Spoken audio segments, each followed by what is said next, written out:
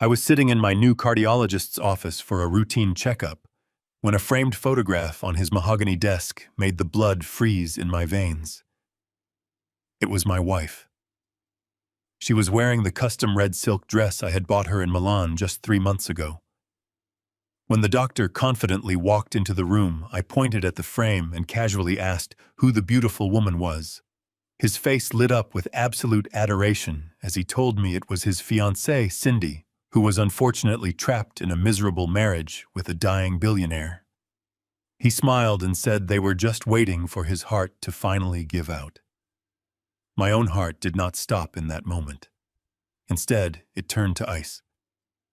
Before I tell you how I dismantled their perfect little murder plot, please let me know where you are watching from in the comments below. Hit the like button and subscribe if you believe that betrayal should always be met with absolute calculated justice. I am Victor Harrison. I am 70 years old, and I have spent the last 4 decades building a logistics and commercial real estate empire right here in Chicago. I did not inherit a single dime. I built an $80 million fortune through sheer willpower, sleepless nights, and an instinct for reading people that has never failed me. At my age, you learn to see the world exactly as it is, stripped of all its pretty illusions. You learn to recognize the hungry look in a competitor's eyes. You learn to spot a bad deal from a mile away. But the one place a man never expects to be negotiating for his life is inside his own home.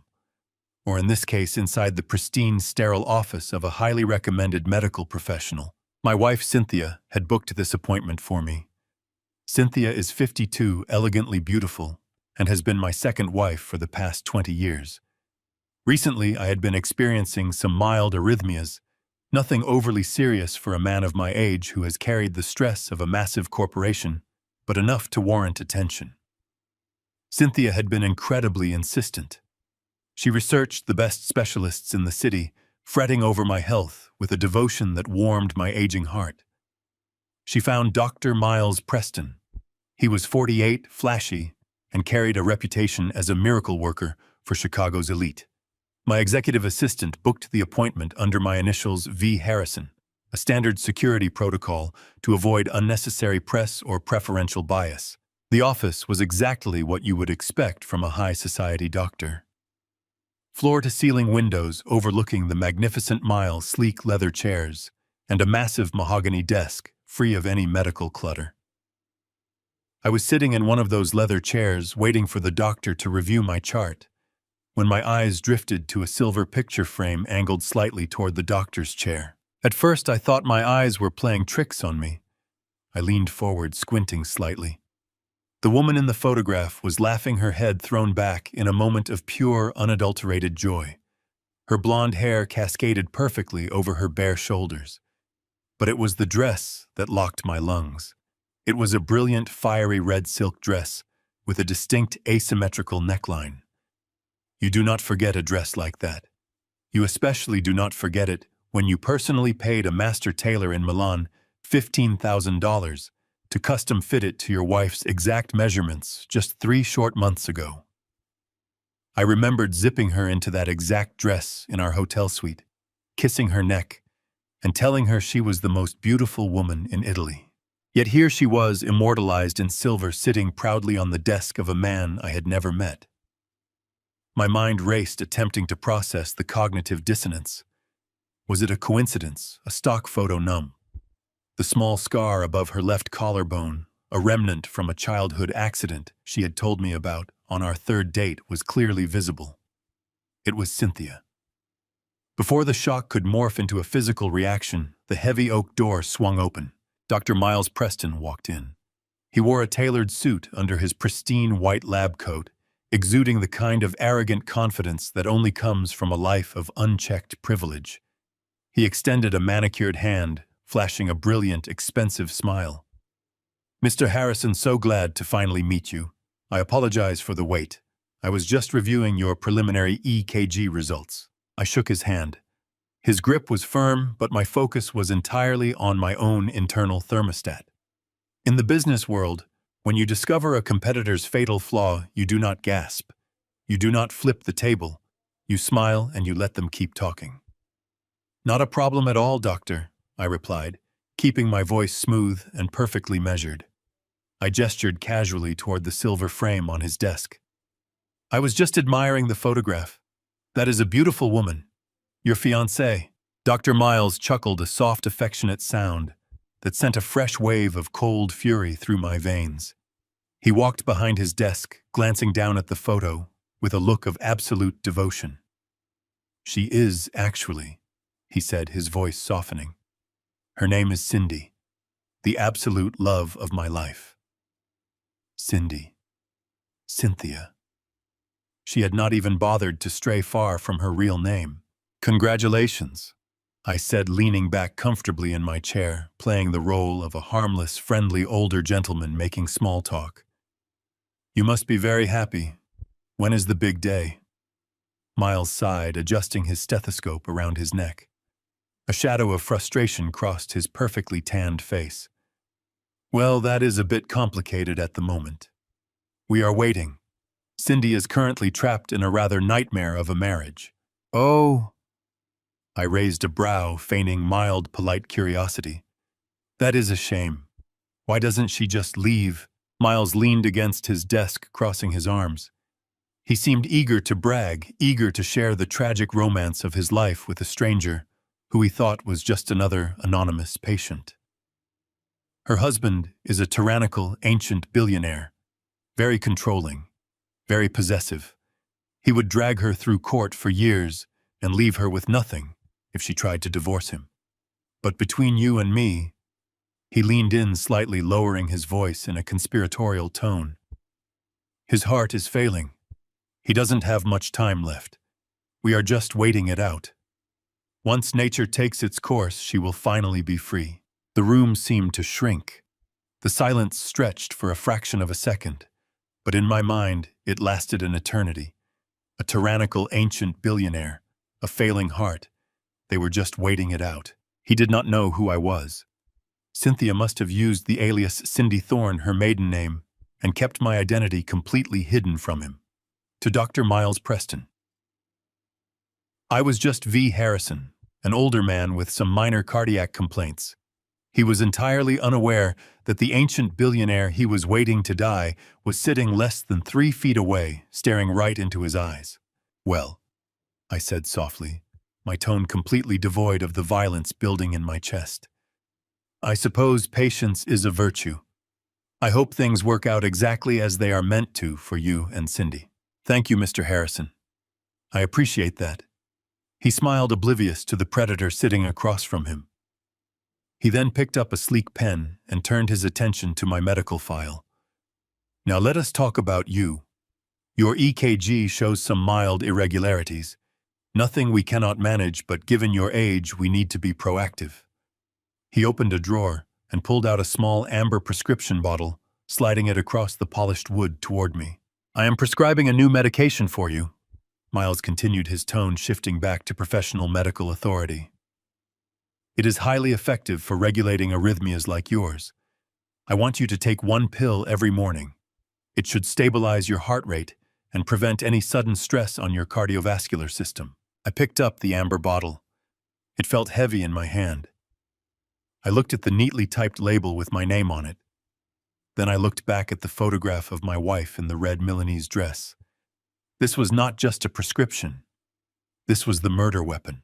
Cynthia had not just found me a doctor to manage my health.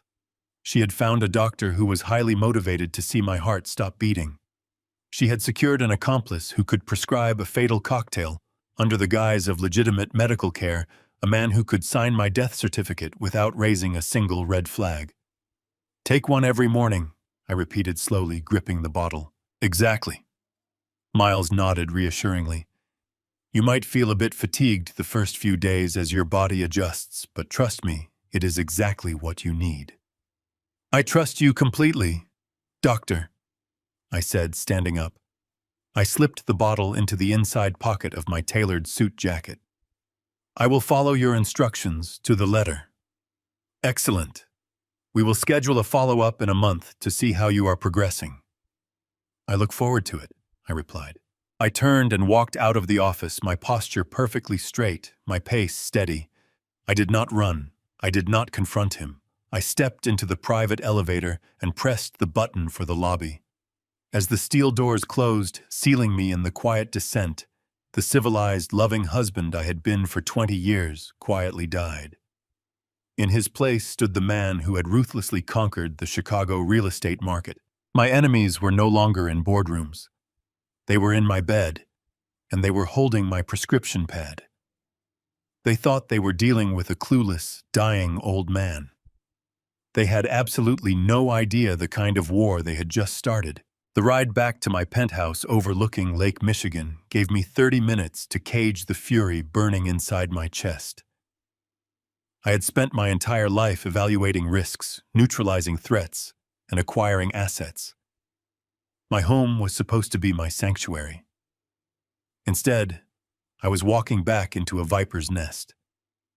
When the private elevator doors opened directly into our foyer, the scent of expensive lilies and Cynthia's signature perfume greeted me. She was standing by the floor-to-ceiling windows in the living room arranging a bouquet.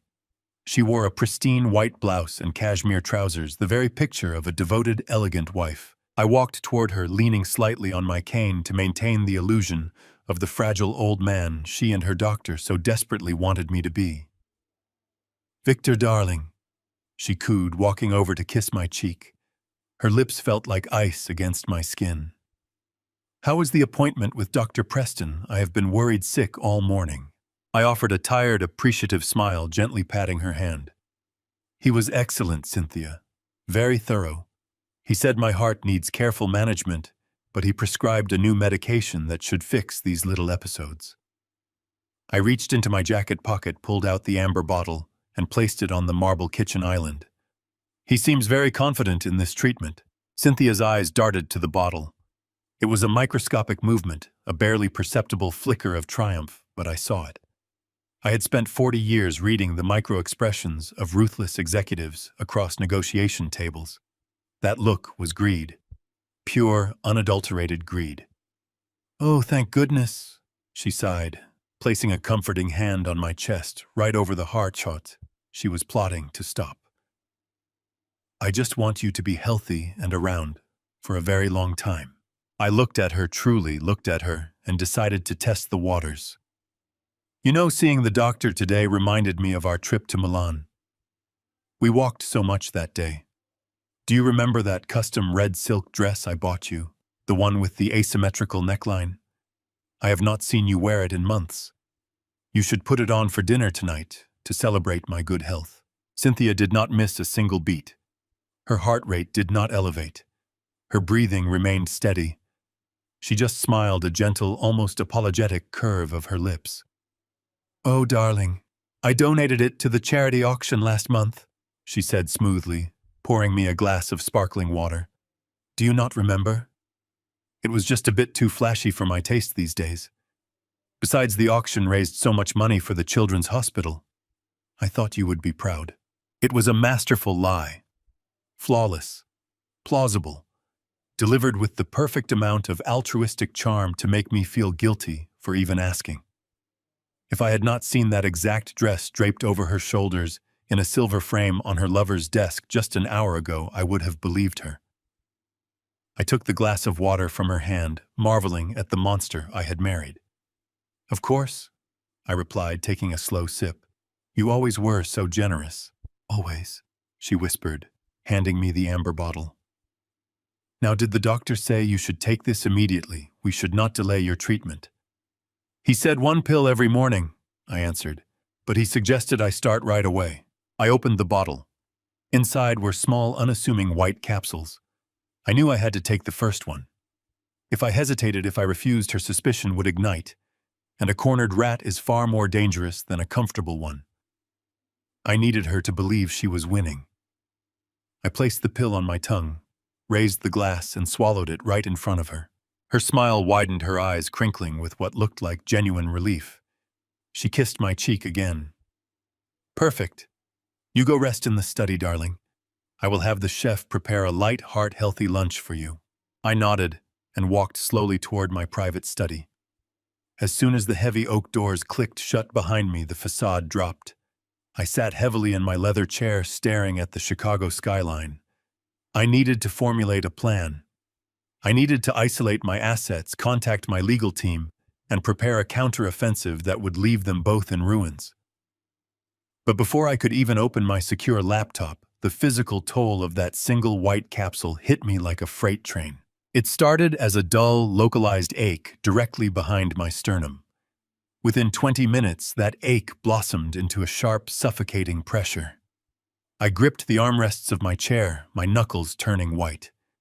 The room began to spin, the edges of my vision blurring into a hazy, disorienting gray. A cold sweat broke out across my forehead, soaking my collar. This was not a placebo. This was not a minor adverse reaction. The doctor had given me a weapon disguised as medicine, a chemical cocktail designed to push an already stressed cardiovascular system straight off a cliff.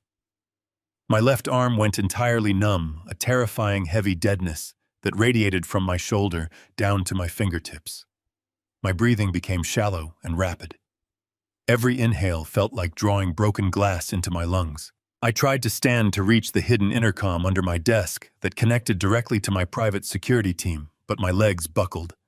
I collapsed back into the chair, clutching my chest. Panic, cold and primal, clawed at my throat.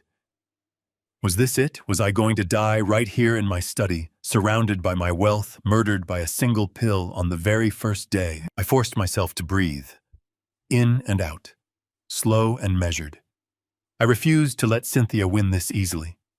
I refused to give Dr. Miles Preston the satisfaction of signing my death certificate today. I dragged myself toward the lower drawer of my desk, my fingers fumbling with the biometric lock. Inside was a hidden compartment containing emergency medical supplies, including a potent vasodilator my previous actual doctor had given me for severe angina attacks. With trembling, unresponsive fingers, I managed to snap the small vial open. I placed the emergency pill under my tongue and slumped onto the floor, praying it would counteract whatever poison Preston had prescribed. For 10 agonizing minutes, I lay on the Persian rug, staring up at the ornate ceiling of my study, fighting a silent, invisible battle for my own life. Slowly, the crushing weight on my chest began to lift. The numbness in my arm receded to a dull tingle. My vision cleared. The emergency medication was working. I pulled myself up, exhausted, drenched in sweat, but alive. I walked over to the adjoining private bathroom and splashed freezing water on my face. I looked at my reflection in the mirror. I looked old, frail, and exactly like a man on the verge of a massive heart attack. The pill was designed to mimic the exact symptoms of natural heart failure. If I had died, there would be no poison detected on a standard toxicology screen. It would just be another tragic, inevitable end for an elderly billionaire. Cynthia would shed her beautiful, practiced tears at my funeral. She would wear black designer silk instead of red. She would inherit my $80 million empire, and she would spend it with the man who wrote the prescription. I dried my face with a towel. The physical pain in my chest was fading, replaced by a cold, calculating resolve. They had made their move. They had slipped the poison into my home and watched me swallow it. They thought the game was already over. I walked back to my desk and picked up the amber bottle. I dumped the remaining white pills onto the mahogany surface. I needed an independent toxicology report to prove exactly what these were, but I could never take another one. I opened a drawer and retrieved an old bottle of standard vitamin supplements. The capsules were identical in shape, size, and color to Preston's poison. Carefully, methodically, I emptied the toxic pills into a secure plastic evidence bag and refilled the amber bottle with the harmless vitamins. I would take one vitamin every single morning. I would let Cynthia watch me swallow them. I would let her count the decreasing pills in the bottle.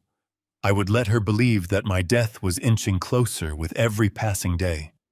I needed her to feel perfectly safe, perfectly secure in her imminent victory, because while she was waiting for my heart to stop, I was going to systematically dismantle her entire world. I reached for my secure phone, dialed my private attorney, and prepared to set the trap. The next morning arrived with a suffocating, heavy silence. Though I swapped the toxic capsules for harmless vitamins, the memory of that first pill lingered. My muscles felt leaden. This war was a literal battle for my survival. I had to maintain the illusion of a rapid decline. If I appeared energetic, Cynthia would suspect something was wrong. She would contact her lover, and they would adjust their strategy. I could not afford to let them change the game board before I positioned my own pieces. I practiced a slight, deliberate tremor in my hands as I reached for my wooden cane. I allowed my shoulders to slump, mimicking a man whose heart was giving out. The hardest part was the psychological torment of sharing my sanctuary with a woman who wanted me in a coffin. In the kitchen, the smell of espresso filled the air. Cynthia was pouring coffee into my favorite mug. She wore a soft silk robe looking exactly like the devoted wife she had pretended to be for 2 decades. "Good morning, darling," she said, her voice dripping with artificial sweetness. She walked over and kissed my cheek. "You look so tired today. Did you sleep well?" I let out a labored sigh, leaning heavily against the counter. "It was a difficult night," I rasped, making my voice sound thin. "My chest feels incredibly tight." Cynthia's eyes widened in a flawless display of concern.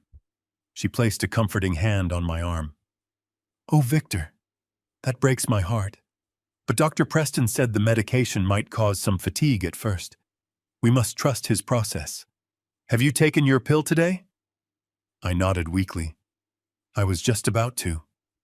She retrieved the amber bottle, unscrewed the cap, and shook a single white capsule into her manicured hand. She held it out to me along with a glass of water. I took the pill and the glass.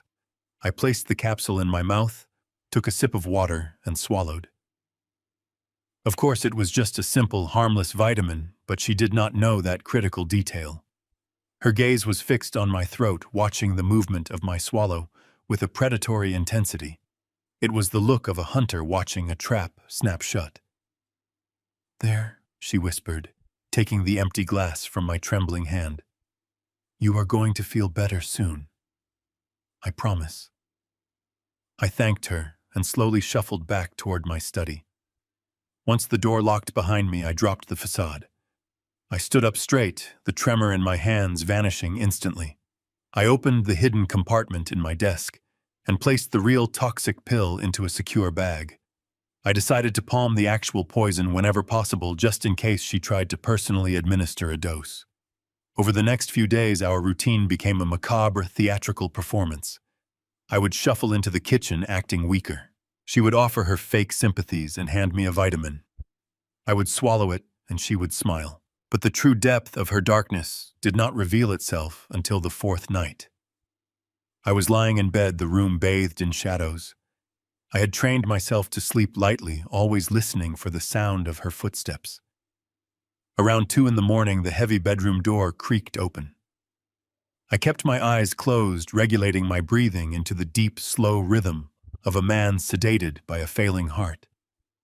I heard the soft rustle of her silk nightgown as she moved across the carpet.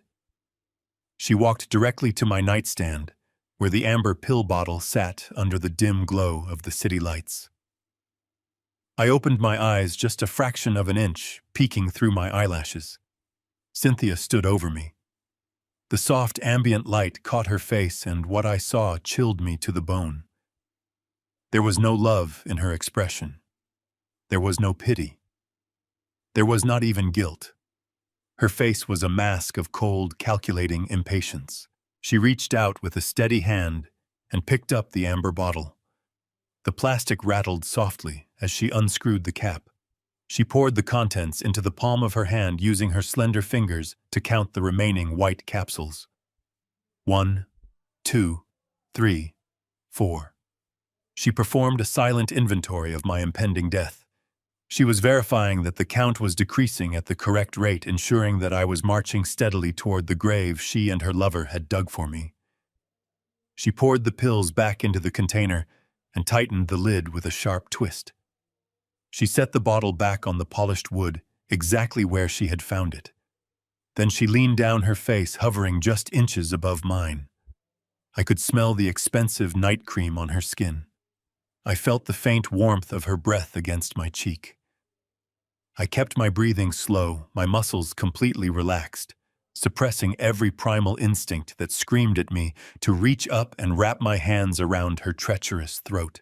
"Not much longer now, you stubborn old fool," she whispered, her voice devoid of any human warmth. "Just let go, stop fighting it. Miles promised me it would be fast. You owe me this. You owe me everything." She stood up, turned around, and quietly slipped out of the room, leaving the door slightly ajar. The heavy silence returned to the bedroom, pressing down on me like a physical weight. I lay perfectly still in the dark, staring up at the vaulted ceiling, my mind burning with a terrifying absolute clarity. Until that exact moment, a foolish part of me harbored a shred of doubt. A tiny voice had whispered that perhaps I had misunderstood the photograph, that perhaps the toxic reaction to the first pill had been a tragic medical error, a terrible coincidence. I wanted to believe the woman I had slept next to for 20 years was not capable of premeditated murder, but that tiny hopeful whisper was truly dead now. Cynthia had killed it. She had stood over my vulnerable body and actively wished for my heart to stop. She was a predator, waiting for her prey to bleed out. The realization struck me with the force of a physical blow, wiping away the remnants of the husband I used to be. I was no longer a man dealing with a failing marriage. I was a man trapped in an active crime scene, sharing oxygen with my executioner.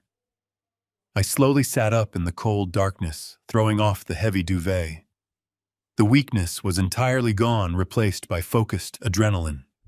If she wanted me to die, I would give her a ghost. I would become an invisible, lethal force inside this penthouse. I reached out for my heavy wooden cane, not to lean on its supportive frame, but to grip it tightly in my fist like a deadly weapon. The gut feeling had evolved into absolute, unshakable certainty within my mind. It was finally time to stop playing a weak defense. It was time to start gathering the necessary ammunition I needed to destroy her treacherous world completely. The morning sun broke through the penthouse windows, casting long shadows. I remained in bed, listening to Cynthia preparing for her day. When she walked in, I deepened my breathing and allowed my shoulders to sag against the heavy pillows. I told her I was too exhausted to make it into the office. I explained my chest felt incredibly tight, and I needed rest. Her eyes gleamed with that same predatory excitement. She leaned down smoothly, pressing a rehearsed kiss against my forehead. She whispered she would cancel her luncheon to stay by my side, but I firmly insisted she go. I played the dying husband perfectly.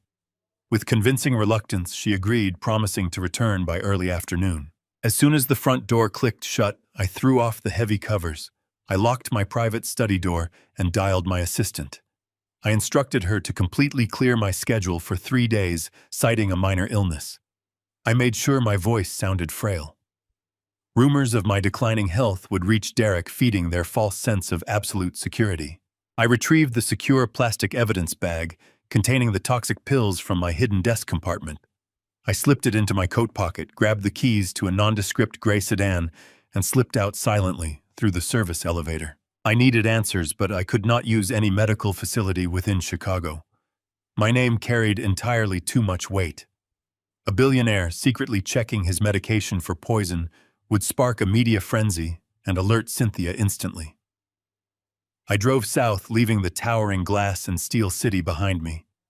My destination was an independent toxicology laboratory across the state line in Indiana. I knew they prioritized absolute discretion above all else. The drive took an hour and a half, giving me ample time to deeply reflect on the sheer absurdity of my situation. I did not inherit a boardroom. 45 years ago, my entire empire consisted of a single rusted delivery truck with a failing transmission. I drove that truck relentlessly through the brutal Chicago winters, hauling heavy freight for 16 grueling hours a day, sleeping in the freezing cab. In the 1980s, the local mob tried to violently squeeze me for protection money. I did not back down. I negotiated my way out through sheer defiance. In the 90s, I faced cutthroat corporate raiders who tried to bleed my growing company dry. I crushed every single one of them. I learned early on that the world only respects absolute power, careful preparation, and an absolute refusal to surrender. I built my empire by being tougher, smarter, and far more relentless than the men who wanted to see me fail. Now, my greatest threat was not a ruthless mob boss. It was a cowardly doctor wielding a prescription pad and a treacherous woman I had showered with expensive diamonds. I survived the worst the business world had to throw at me. I absolutely refused to be taken down by amateur opportunists. I pulled into the quiet industrial park in Indiana. The private laboratory was housed in a modest brick building with darkly tinted windows. I walked inside confidently, presenting myself to the professional at the front desk. I did not use my real name. I paid a substantial expedited processing fee in untraceable cash, demanding the head toxicologist analyze the chemical composition of the mysterious capsules immediately. I took a seat in the sterile waiting room. The agonizing wait felt eternal. Every slow minute stretched into an absolute eternity as I sat on a rigid plastic chair sipping stale coffee. I focused my active mind on the complex logistics of my upcoming counterattack, treating this family betrayal exactly like a highly hostile corporate infiltration. After 3 tense hours, the double doors of the secure lab swung open. The head toxicologist, an older man with tired eyes and a stained white coat, walked toward me holding a thick manila folder. He asked me into his private office, his serious expression completely grave and unreadable. He sat down heavily behind his cluttered desk and deliberately opened the confidential file. He directly asked me where I had unfortunately obtained these specific capsules. I firmly told him it was a strictly personal matter of extreme confidentiality. He nodded slowly, fully respecting the boundary. He quietly told me that whoever had maliciously formulated these particular pills possessed a highly sophisticated, dangerous understanding of cardiovascular pharmacology. These were absolutely not traditional heart medications. They were not designed to gently regulate a mild arrhythmia. The intelligent toxicologist pointed directly to a complex chemical breakdown, boldly printed on the bright white paper. He thoroughly explained that the capsules contained a highly concentrated, very dangerous synthetic compound. It was specifically engineered to act as a silent, completely invisible internal accelerant. Once ingested, the toxic compound would slowly bind to the sensitive vascular walls, ultimately causing a progressive, severe, and deadly spike in blood pressure.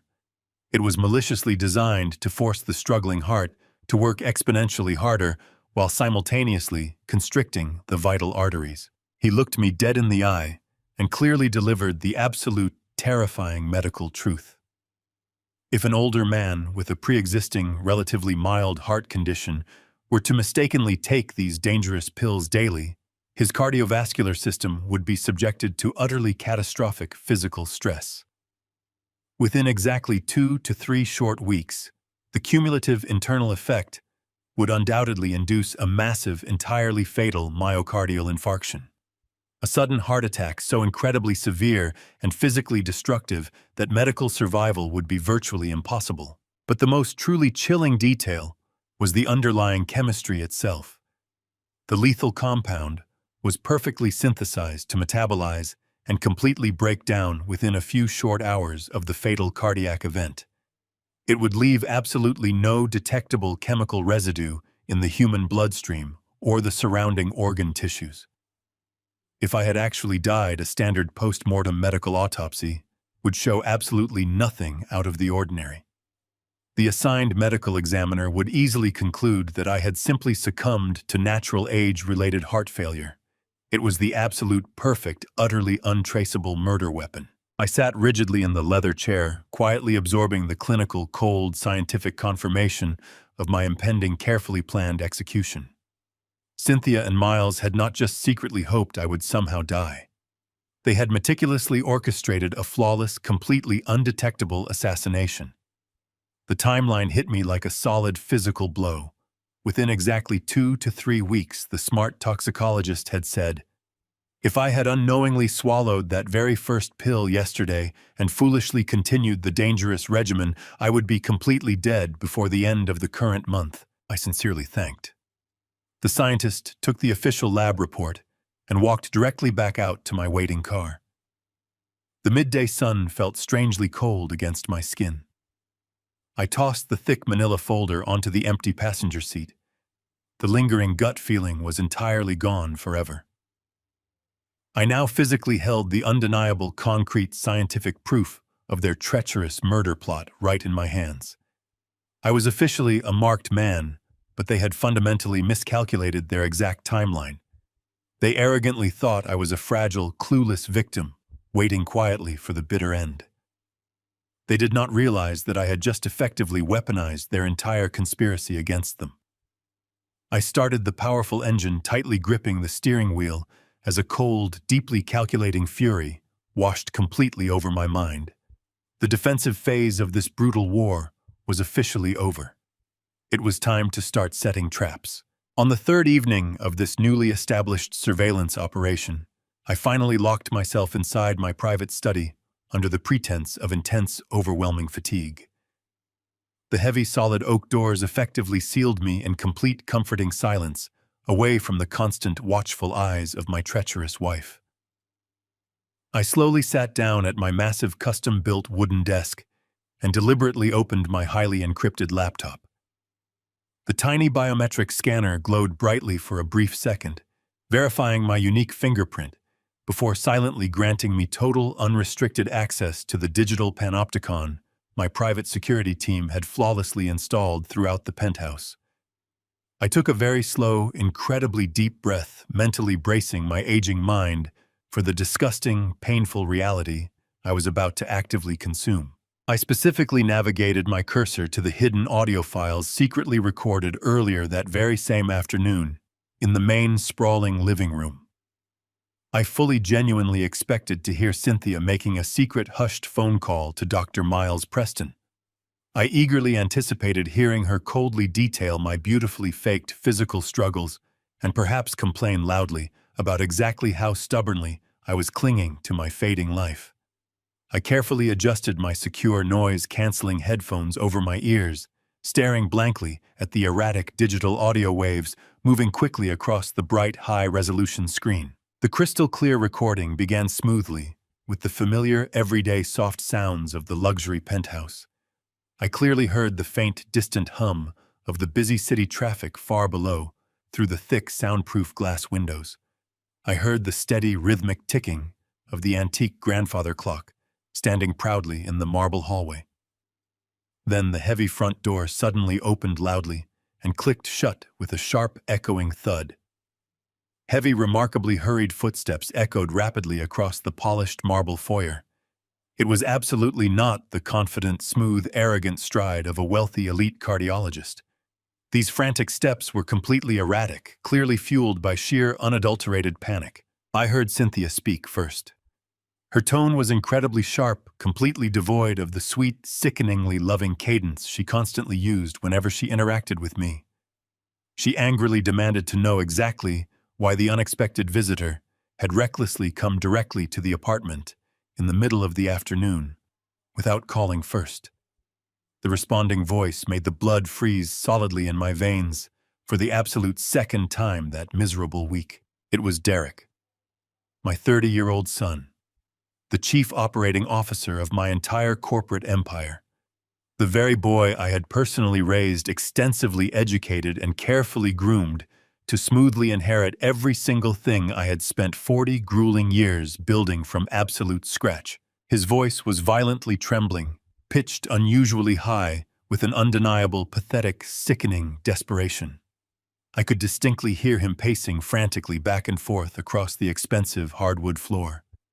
He completely ignored Cynthia's angry, hushed reprimand and began speaking in a frantic, terrifyingly rushed outburst. "How much longer, Cynthia?" Derek demanded, his words tumbling over each other in sheer terror. "The crypto guys are threatening to break my legs. You said the doctor's pills would work fast." I sat perfectly still in my dark leather chair. My large hands were pressed flat on the smooth desk, pressing down so incredibly hard my aging joints physically ached. My own son intimately knew about the poisoned medication. My own flesh and blood was actively relying on my imminent, agonizingly painful death to quickly cover his massive hidden financial failures. Cynthia replied with the cold, terrifying, sociopathic authority that sent shivers down my spine. "Patience," she hissed at him. her voice dripping with venomous calculation. "If he dies too fast, there's an autopsy. We get $80 million in a month. Just hold off your thugs." The audio file relentlessly continued to play flawlessly, capturing the disgusting, hushed conspiratorial argument between my treacherous wife and my treacherous son. But the sudden roaring ringing in my ears nearly drowned out the rest of their vile words. I very slowly removed the heavy headphones and placed them gently on the desk. I did not yell. I did not violently throw anything across the room. I simply stared straight at the blank white wall, feeling an absolute, crushing, devastating weight violently descend upon my chest. This specific betrayal was infinitely worse than the terrible realization back in the doctor's office. Cynthia was just my second wife. We had shared 20 long years, but she was still essentially an outsider who had grown dangerously, murderously greedy. But Derek was my actual legacy. I had joyfully held him in the hospital delivery room the day he was born. I had patiently taught him how to ride a bicycle in the public park. I had proudly watched him graduate with honors from a prestigious business school, genuinely believing I had successfully raised a strong, highly capable, honorable man. I had officially handed him the operational keys to my massive kingdom, completely trusting him to lead the prosperous company into the next successful generation. Instead, he was absolutely nothing but a weak, pathetic, cowardly parasite. He was entirely willing to stand by and watch me violently choke on a fatal heart attack, just to hastily pay off his illegal underground gambling debts. The sheer magnitude of the catastrophic double betrayal threatened to completely suffocate my normally highly logical mind. They were actively working together. The woman who slept peacefully in my bed, and the boy who proudly carried my last name, had secretly formed a lethal, unbreakable alliance against my life. They viewed my entire existence as nothing more than an inconvenient temporary obstacle standing directly between them and my massive hard-earned bank accounts. The profound, crippling grief I deeply felt for the complete loss of my only son lasted exactly 10 excruciating silent minutes. As I sat completely alone in the dimming, quiet light of the private study, the heavy mourning rapidly evaporated. It was instantly replaced by a deep, incredibly dark, and utterly merciless, burning fury. I quickly realized that Derek had not just fundamentally betrayed me as a loving father. He had fundamentally betrayed the entire company I had literally bled to build over 4 decades. His unforgivable actions were a direct insult to everything I stood for. If he was currently millions of dollars in severe debt to violent, dangerous criminals, he was a massive walking liability to the entire corporate structure. He was not just plotting my personal murder. He was actively, recklessly endangering the secure livelihoods of thousands of hard-working, loyal employees who genuinely depended on my business for their families. I aggressively opened a secondary secure digital portal on my laptop. I expertly bypassed the corporate firewall to directly access the firm's confidential ledgers.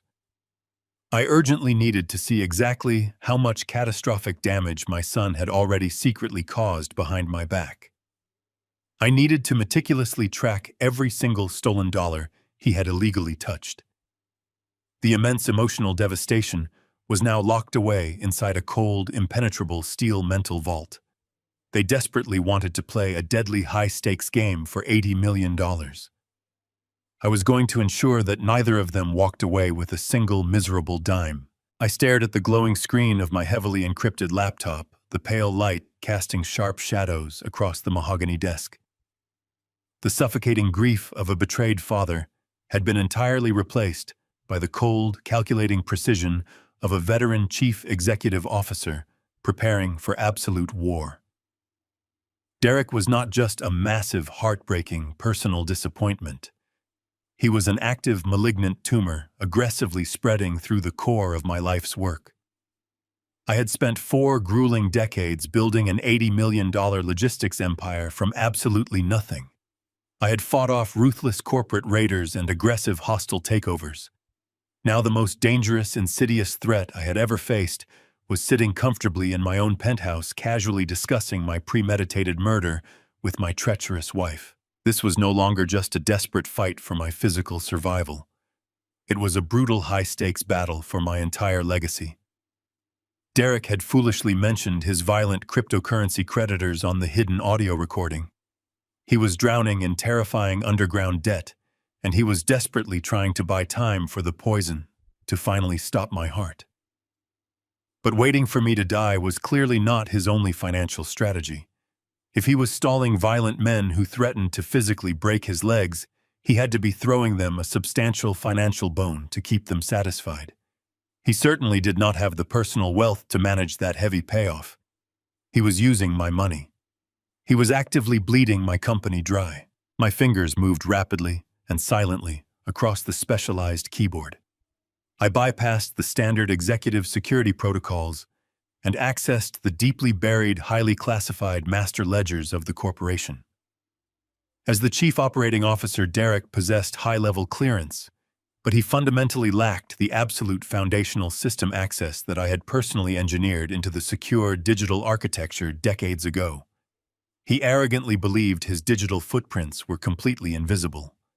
He was wrong. I began a meticulous forensic digital audit of every corporate transaction processed over the past 8 months. I started by scanning the primary operational accounts, looking for large, unexplained outward capital flows. At first glance, everything appeared perfectly normal. The standard payroll was met, the massive logistics contracts were fully funded, and our standard quarterly earnings looked relatively stable. But I knew exactly how greedy, desperate men operated when their backs were pressed firmly against a wall. They never stole from the brightly lit, highly visible main accounts. They always hid their dirty work deep within the shadows of the complex secondary ledgers. I shifted my intense focus to our international logistics division, a massive complex subsidiary that handled hundreds of high-value shipments across multiple global borders every day. The sheer volume of daily transactions made it the perfect chaotic place to hide a systematic, slow-moving theft. I applied a specialized algorithmic filter, deliberately searching for rapid recurring payments made to brand new, completely unknown vendor accounts. Within 20 tense minutes, the ugly truth began to materialize on the bright screen. I found the very first glaring anomaly buried deeply within a routine quarterly expense report. It was a completely unauthorized payment of $400,000 allocated to a mysterious consulting firm called Apex Global Solutions. I immediately cross-referenced the unknown vendor name against our approved corporate database. The company did not exist. There was no legitimate record of their services, no official point of contact, and no authorized vendor approval form. It was a complete ghost. My heart pounded with a cold, rhythmic fury as I dug even deeper into the tangled digital web my son had woven. Over the incredibly painful course of 3 hours, I systematically uncovered a massive, sprawling network of fraudulent corporate contracts. Derek had secretly created 12 different, completely fake shell companies. He had been quietly funneling massive amounts of untraceable corporate capital directly into these invisible offshore accounts for the past 6 months. He was drafting fake invoices for imaginary supply chain optimization studies, non-existent digital security upgrades, and completely fabricated international shipping tariffs. He was ruthlessly signing these ghost contracts, using his immense operational authority, silently bypassing the standard financial review boards by cleverly keeping each individual payment just a few $1,000s below the mandatory executive audit threshold. It was a highly sophisticated, meticulously planned embezzlement operation. He had already stolen nearly $4 million of my hard-earned capital, but $4 million was clearly not enough to permanently satisfy the violent, dangerous underground creditors he had so foolishly entangled himself with. He had squandered millions on highly volatile, incredibly stupid cryptocurrency investments that had completely crashed, leaving him exposed to ruthless men who did not care about corporate titles or fancy degrees. They only cared about absolute immediate payment. The ghost contracts were simply a desperate temporary stalling tactic. He was frantically siphoning just enough company blood to keep the violent wolves away from his door, while he impatiently waited for my heart to give out. I leaned back in the heavy leather chair, the bright monitor reflecting in my cold eyes. The absolute scale of his treacherous betrayal was truly breathtaking. He was actively destroying the incredibly prosperous, stable company that employed thousands of hard-working, innocent people. He was perfectly willing to let my entire logistical empire crash into total ruin just to selfishly save his own pathetic skin. He truly believed he could simply inherit the remaining $80 million, easily cover his massive illegal tracks, and walk away as a wealthy, unbothered king. I meticulously downloaded every fraudulent contract, every fake invoice, and every single digital wire transfer record onto a highly secure, heavily encrypted external drive. I was gathering the exact, undeniable ammunition I needed to completely decimate him in a court of law. But simply sending my only son to federal prison for massive corporate fraud was no longer a sufficient punishment. It was entirely too quick. It was entirely too easy. He had deliberately conspired with my wife to murder me in cold blood. He had actively cheered for my agonizing death. I needed him to suffer absolute destruction. I needed to expertly string him along, making him genuinely believe his incredibly vile, murderous plan was working flawlessly. I had to continue playing the weak, dying old man, coughing pathetically in the living room, while I secretly dismantled his entire life behind the heavy oak doors of my study. I reached back into the secure system and silently placed highly advanced invisible tracking algorithms on every single one of his fraudulent shell accounts. The very next time he desperately tried to move a single stolen penny to his violent creditors, I would know it instantly. The digital clock on my laptop displayed 4 a.m. The sprawling penthouse was silent, but my mind was operating at a terrifying, brilliant speed. I closed the laptop and placed the encrypted drive into my hidden safe. I stood up, gripping my wooden cane, preparing to step back out onto the brightly lit stage. The sun would be rising soon, and I needed to be ready to greet my treacherous wife and my murderous son with a frail, dying smile. The morning sun cast a cold glare across the penthouse. I emerged from my bedroom, leaning on my wooden cane, my hands trembling with practiced precision. Cynthia was in the kitchen, sipping espresso. Derek was sitting at the island, casually eating toast as if he had not just plotted my murder. I offered them both a frail, dying smile. Derek looked at me with fake concern, asking how I felt. I rasped that my chest was a cage of pain, and I urgently needed to get my affairs in order. I retreated to the living room and dialed Mitchell Crawford. He was my bulldog attorney, a ruthless, brilliant legal mind who had defended my corporate empire for 2 decades. I told him to cancel his appointments and come directly to the penthouse. I said it was a matter of life and death. I needed his secure laptop and a portable printer. While waiting, I reviewed the placement of the hidden audio transmitters the security team had installed. One sat directly above the seating area in my study, perfectly positioned to capture every single syllable spoken. I needed Cynthia and Derek to hear exactly what I was about to do. I needed them to believe their sinister timeline was aligning perfectly with my own terrified paranoia. Mitchell arrived an hour later, carrying his heavy leather briefcase. His sharp eyes took in my weakened posture and the wool blanket draped over my legs. He followed me into the study, closing the heavy oak doors behind us. I did not bother turning on the white noise generator I usually used for legal discussions. I wanted this entire conversation broadcast loud and clear. I sank into my leather chair and let out a long, ragged sigh. "Mitchell," I said, pitching my voice to carry a heavy, undeniable fear. "My heart is giving out. The doctors are not optimistic.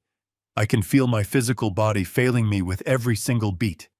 I need a new will drafted immediately, right here, right now." Mitchell frowned, pulling a yellow legal pad from his briefcase.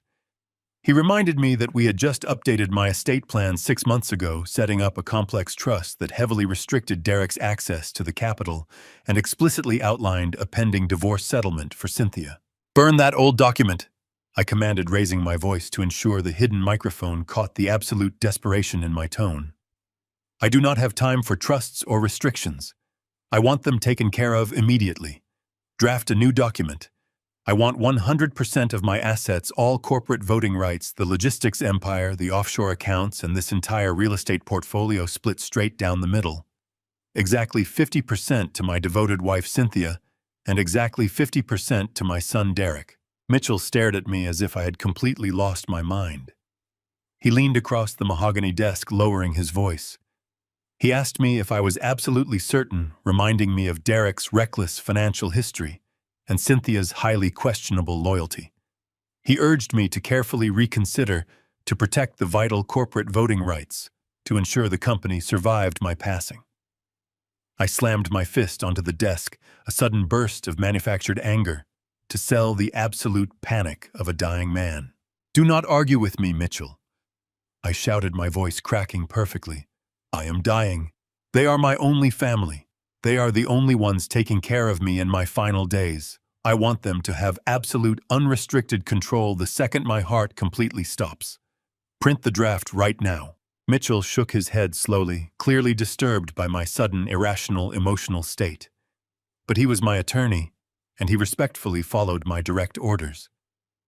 He opened his laptop, connected the small portable printer, and began typing rapidly. For 20 minutes, the only sound in the private study was the rapid clicking of his keyboard and my incredibly labored breathing.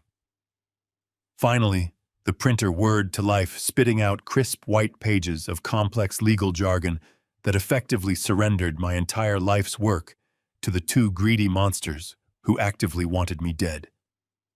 Mitchell placed the freshly printed document directly on my desk. He pointed to the signature lines, silently offering me his heavy gold pen. "Leave it," I whispered, slumping back in my chair and closing my eyes, as if the mere act of arguing had completely exhausted my failing heart. "I need to read it over carefully tonight. I need to make sure the language is completely ironclad. You can return tomorrow morning, and I will sign it then in front of a public notary." Mitchell reluctantly packed up his equipment. He gave me a long, sad look, completely convinced he was watching a great man succumb to the terrifying weakness of mortality. I thanked him and asked him to see himself out. The moment the study doors closed behind him, I smoothly sat up straight. The pathetic weakness vanished from my posture. I picked up the stack of papers and placed them perfectly in the center of my dark mahogany desk, ensuring the bold heading detailing the 50% asset split was completely visible. It was the ultimate piece of irresistible bait, perfectly laid out for a pair of starving predators. I quietly walked to my private bathroom, locked the door, and pulled out my encrypted security tablet. I tapped into the hidden camera network, focusing the feed directly on the heavy oak doors of my study. I did not have to wait long. Less than 30 minutes after Mitchell left the penthouse, the study door slowly creaked open. Cynthia slipped into the room, looking over her shoulder to ensure the hallway was empty. She moved with the silent, practiced grace of a seasoned thief. She glided directly toward my desk, her eyes locking instantly onto the crisp white pages of the drafted will. I watched through the high-definition lens as she leaned over the document. Her manicured fingers traced the exact lines where her name and Derek's name were printed next to the words, granting them total, unrestricted control of $80 million. The subtle, wicked smirk I had grown to despise slowly spread across her beautiful face, blossoming into a full, genuine smile of absolute triumph. She quickly pulled her silver smartphone from her pocket. She held it steady over the desk, snapping clear, high-resolution photographs of every single page. She was undoubtedly sending those images straight to Derek and Dr. Miles, providing them with absolute proof that their vile conspiracy was working perfectly. They had successfully terrorized me into handing over the entire kingdom just moments before my expected execution. I watched her slip back out of the study, completely unaware that she had just swallowed a massive hook. They thought they had finally won the war. They thought the massive fortune was already sitting securely in their bank accounts. They would drop their guard now. They would become incredibly arrogant, comfortable, and incredibly careless. And that was exactly when I would strike, tearing their false victory away and burying them under the crushing weight of their monumental greed. I waited quietly in the master bathroom for a full hour before returning to my private study. The heavy oak doors were firmly shut exactly as I had left them. I walked over to the mahogany desk and glanced down at the freshly printed draft of my new will. To the untrained eye, it looked completely untouched. But I had spent 40 years reading human behavior. I could practically feel the toxic residue of Cynthia hovering over the crisp, white pages. She had taken the bait perfectly. I sat down in my leather executive chair and unlocked my secure, encrypted laptop. I brought up the master dashboard for the hidden surveillance web. I fully expected to intercept a celebratory conference call. I assumed she would immediately dial my treacherous son and her murderous cardiologist to boast about their imminent financial victory. I put on my secure noise-canceling headphones, preparing to listen to them gleefully divide my $80 million empire. I located her live video feed. She was pacing back and forth inside her massive custom closet surrounded by designer dresses I had purchased for her. She raised her silver smartphone to her ear. The ringing tone echoed softly through the hidden microphone embedded in the ceiling fixture. A deep, professional male voice answered on the second ring. It was not the familiar, arrogant tone of Dr. Miles Preston. It was certainly not the desperate, panic-stricken voice of my cowardly son, Derek. "Gregory speaking," the man said smoothly. I recognized the voice instantly. Gregory Harrison was a notoriously ruthless, highly aggressive private attorney who specialized in hostile asset recovery and high-conflict divorces. He was a legal mercenary, a man who destroyed lives for a hefty retainer. "Gregory, it is Cynthia," she said, her voice dropping to a low, conspiratorial whisper. "The old fool just had a complete breakdown. He brought his bulldog attorney to the penthouse an hour ago. He completely rewrote the estate plan. He left exactly 50% of everything to me and 50% to Derek. He even included full corporate voting rights." Gregory let out a low, satisfied chuckle. "That is excellent news, Cynthia. The new draft makes our next legal maneuver significantly easier. How long until his cardiovascular system finally gives out?" 2 weeks, maybe 3, Cynthia replied coldly. "He looks terrible. The synthetic compound is working exactly as Miles promised, but we need to finalize our secondary strategy. I refuse to share a single miserable dime of that $80 million with a pathetic degenerate like Derek." I sat completely frozen in my study, the breath catching sharply in my throat. I had believed Cynthia and Derek were solid co-conspirators, unified by their shared greed. I was wrong. I was listening to a vicious triple cross that defied human comprehension. "We are perfectly positioned to eliminate Derek," Gregory stated calmly. "Have you secured the digital evidence regarding his recent offshore financial activities?" "I have everything," Cynthia hissed, a dark thrill coloring her words. "I hired a private forensic accountant 3 months ago. I knew that foolish boy was drowning in massive underground gambling debts. I let him panic. I watched him create those 12 fake shell companies. I let him sign those ghost contracts using Victor's forged signature. I have complete, undeniable proof that Derek embezzled nearly $4 million directly from the logistics empire." My mind reeled. Cynthia had known about the corporate theft all along. She had actively allowed my company to bleed out because it served her ultimate purpose. "Perfect," Gregory replied. "The moment Victor passes away and the new will is officially executed, I will anonymously trigger a massive federal audit of the Logistics Corporation. We will hand the entire file over to the federal authorities. Derek will be instantly indicted for massive corporate fraud, embezzlement, and money laundering. He will be facing 20 years in federal prison. To secure a plea deal, he will be forced to forfeit his entire 50% inheritance back to the primary estate.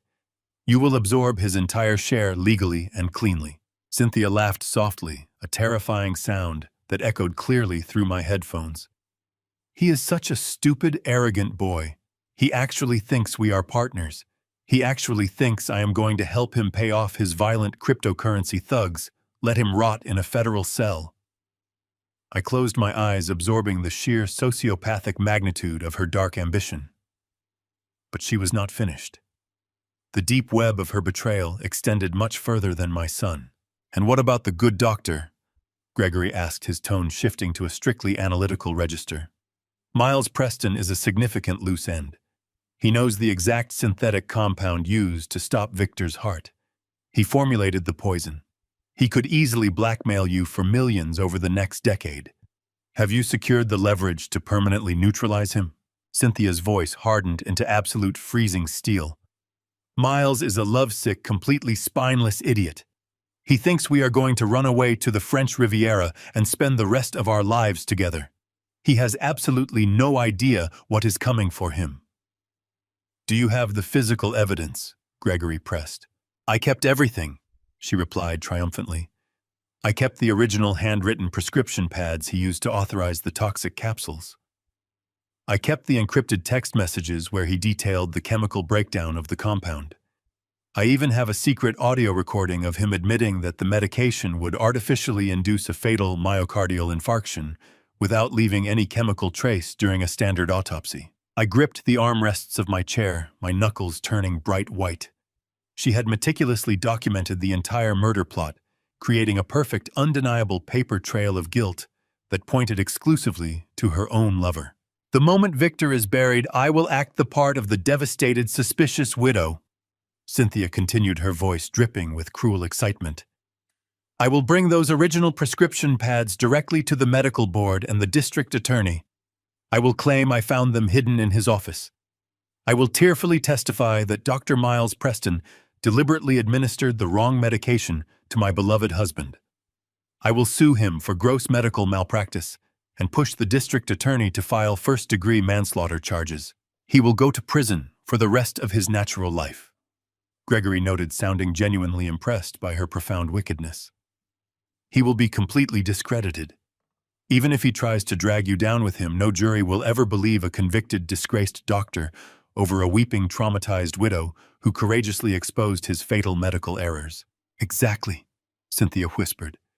Derek goes to federal prison for corporate embezzlement. Miles goes to maximum security prison for medical manslaughter. And I walk away with 100% of the $80 million estate, the corporate voting rights, and absolute freedom. The audio feed clicked silently as the phone call ended. I sat in the dark study staring at the screen.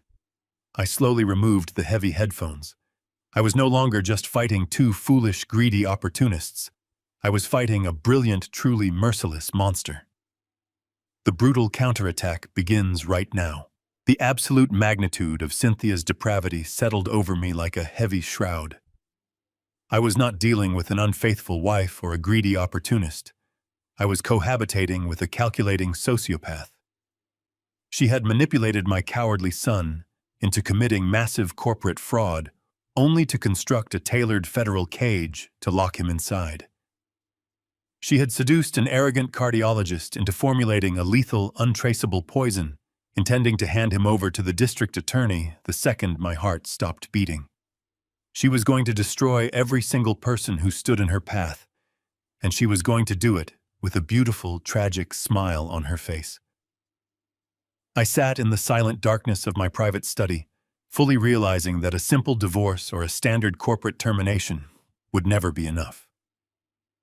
I needed to engineer a catastrophic, inescapable collision of all her carefully laid plans. I needed to trap all three of them in the exact same room and let the heavy doors of justice slam shut permanently. The following morning, I contacted my bulldog attorney, Mitchell Crawford. I told him to completely disregard the fake will. I had forced him to draft the previous day. Instead, I demanded he secure an immediate confidential meeting with the district attorney and the head of the Federal Financial Crimes Division. Mitchell was severely confused by my sudden, miraculous recovery, but he did exactly as he was heavily compensated to do. We met in a sterile, windowless conference room deep inside a secure federal building in downtown Chicago. I did not waste a single second on pleasantries. I placed the thick manila folder containing the independent Indiana toxicology report directly in the center of the large metal table.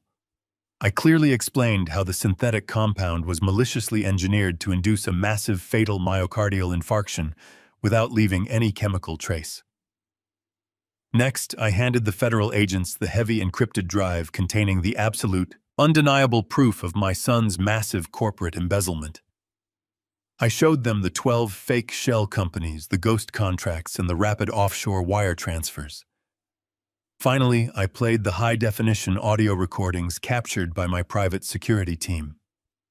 I let the district attorney listen to Derek desperately begging for more time to pay off his violent cryptocurrency thugs. Then I played the ultimate audio file.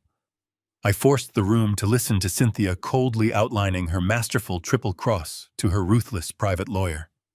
The absolute silence in the federal conference room was deafening. The seasoned prosecutors were genuinely stunned by the sheer, terrifying scale of the intricate conspiracy. Within 2 intense hours, we had constructed a flawless, completely airtight legal strategy. The authorities would secure the necessary arrest warrants for attempted murder, massive corporate fraud, and medical malpractice. But I had one strict, non-negotiable condition.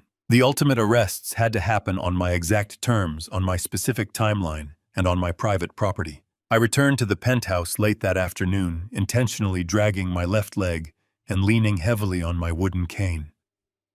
Cynthia greeted me in the foyer, her eyes searching my pale face for any visible signs of my rapidly approaching death. I offered her a frail, completely exhausted smile. I reached out, taking her soft hands in my trembling ones. I told her that my physical strength was fading much faster than I had ever anticipated. I rasped that my time was incredibly short, but before I passed away, I wanted to experience one final beautiful evening, surrounded by the people I loved. I informed her that I was hosting a grand formal dinner party at the penthouse that very weekend. It would serve as a joint celebration of our 20th wedding anniversary and the official announcement of my complete permanent retirement from the logistics empire. Cynthia's eyes widened in a fleeting moment of genuine shock. She quickly tried to gently dissuade me, cooing that such a massive event would be far too physically taxing for my failing heart. But I remained absolutely resolute, playing the stubborn, dying patriarch to absolute perfection. I insisted that the catering be flawless, the champagne be vintage, and the guest list be strictly limited to our intimate inner circle. My first required target was my treacherous son. I summoned Derek to the penthouse living room the next morning. He stood near the floor-to-ceiling windows, shifting nervously from foot to foot, clearly terrified that his violent creditors were closing in on him. I looked up at him from my velvet armchair, deliberately making my breathing sound shallow and heavily strained. I told him that his reckless behavior was entirely forgiven. I lied and said that I finally recognized his true corporate brilliance. I firmly demanded his absolute presence at the upcoming anniversary dinner, strongly implying that I would be officially signing the final transition documents, handing him total unrestricted control of the $80 million corporation in front of the assembled guests. The visible wave of intense, desperate relief that washed over his pale face was truly sickening to witness. He eagerly promised to be there, entirely convinced that his immediate financial salvation was finally within his greedy grasp. The final, most crucial piece of my elaborate trap required absolute finesse. While Cynthia was arranging fresh flowers in the kitchen, I loudly dialed Dr. Miles Preston on speakerphone. The cardiologist answered with his usual arrogant, smooth, professional tone. I projected a deep, trembling vulnerability into my aging voice. I told the good doctor that his prescribed medication had severely drained my energy, but I was incredibly grateful for his dedicated, unwavering care. I insisted that he attend the formal anniversary dinner as my special, highly honored VIP guest. I loudly proclaimed that I wanted to publicly toast the brilliant medical mind who was working so tirelessly to manage my failing heart. Cynthia froze completely still by the marble kitchen island. The heavy crystal vase in her hands trembled visibly. The absolute last thing a calculating murderer wants is for all of her intended victims and secret accomplices to be gathered together in the exact same brightly lit room. She urgently stepped forward desperately, trying to interject, trying to subtly signal her secret lover to decline the dangerous invitation. But Dr. Miles Preston possessed an ego entirely too massive for his own good. He greedily absorbed my fake, lavish praise. He smoothly accepted the invitation, promising to bring his finest bottle of wine to celebrate my ongoing treatment. I ended the phone call and looked directly at my terrified wife. She was staring at me with wide, panicked blue eyes, unable to articulate a single coherent objection without exposing her own underlying guilt. The hidden cameras captured the cold sweat breaking out across her flawless forehead. She was officially trapped in my web. She had spent months meticulously planning my quiet, invisible murder. Now I had successfully forced her onto a brilliantly illuminated stage directly alongside the foolish son she planned to bankrupt and the arrogant doctor she planned to imprison. The grand dining room table was perfectly set for a magnificent feast, but they had no idea they were the ones on the menu. The evening of our 20th anniversary arrived with a heavy storm brewing over the Chicago skyline. Rain lashed against the floor-to-ceiling windows of the penthouse, creating a rhythmic drumming that perfectly masked the profound, suffocating tension building inside the grand dining room.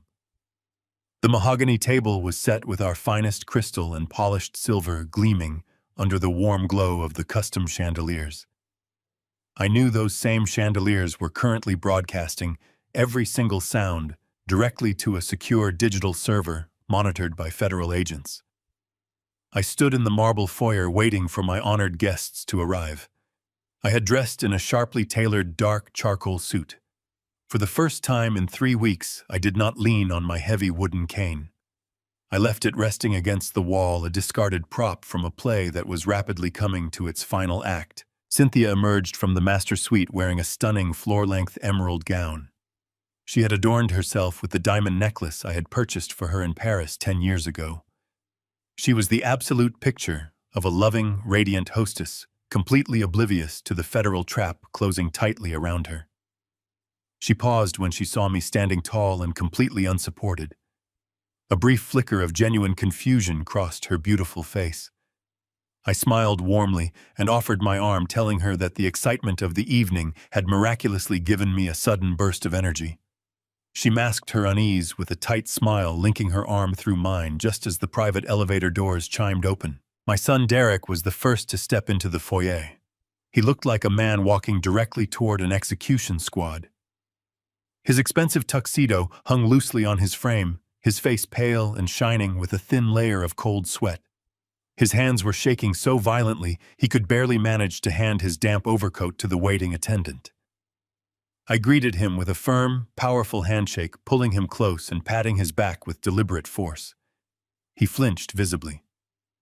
I knew exactly why he was terrified. His underground cryptocurrency creditors had undoubtedly given him a final brutal ultimatum.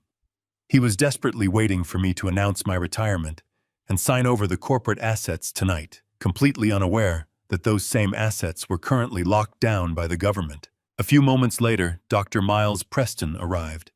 He strode into my home with an unbearable, sickening arrogance. He wore a velvet dinner jacket and carried a rare, incredibly expensive bottle of vintage Bordeaux. He presented the wine to Cynthia with a lingering, deeply intimate gaze that made my blood run absolutely cold. He turned to me, his face arranging itself into a mask of solemn medical concern. He softly asked how I was managing the intense fatigue caused by my new heart medication. I looked him dead in the eye, my posture perfectly straight, my voice resonating with an undeniable booming strength. I told him that I had never felt more alive, more awake, or more incredibly focused in my entire life. Dr. Preston blinked, completely taken aback by my booming voice and steady gaze. He quickly recovered smoothly, suggesting that it was merely a temporary surge of adrenaline and strongly advising me not to overexert my fragile cardiovascular system. I laughed, a deep, booming sound that echoed sharply off the marble walls, and confidently led the way into the grand dining room. I took my seat at the head of the long table. Cynthia sat to my immediate right, Derek to my left, and Dr. Preston directly across from me. We were an intimate, deadly circle of 4. The private chef began serving the first course, a delicate lobster bisque. I ate with a voracious, completely uninhibited appetite. I savored every single bite, scraping my bowl clean, while my three guests merely pushed the rich food around their expensive porcelain plates. Derek kept his smartphone resting directly on the table next to his crystal water glass. The screen illuminated every few minutes with incoming messages. Each bright flash made him visibly flinch. I calmly poured the vintage Bordeaux Dr. Preston had brought while ensuring every glass was perfectly full. I raised my own glass, demanding a toast to family, to health, and to the profound virtue of absolute loyalty. I took a long sip of the dark wine and set my glass down, fixing my gaze entirely on my sweating son. I casually noted how incredibly stressful the modern corporate world had become. I spoke in a smooth conversational tone about the dangerous pitfalls of reckless financial ambition. I mentioned how easily young, arrogant executives could drown in hidden, unmanageable debts if they engaged with the wrong underground elements. Derek dropped his heavy silver spoon. It clattered loudly against his porcelain bowl. He stared at me, his mouth opening and closing like a suffocating fish. He stuttered out a weak agreement, desperately grabbing his wineglass with both shaking hands and taking a massive gulp to hide his sheer terror. I smoothly shifted my intense gaze directly toward Dr. Miles Preston. I smiled politely and asked him about the heavy burden of medical responsibility. I wondered aloud how a highly educated, deeply trusted physician could peacefully sleep at night, knowing he held the absolute power of life and death in his hands. I casually pondered the severe moral implications of a doctor deliberately betraying his sacred oath to engage in completely poisonous, destructive relationships. I used the word poisonous very deliberately, letting it hang heavily in the quiet air between us. Dr. Preston shifted uncomfortably in his chair, his arrogant smirk faltering slightly.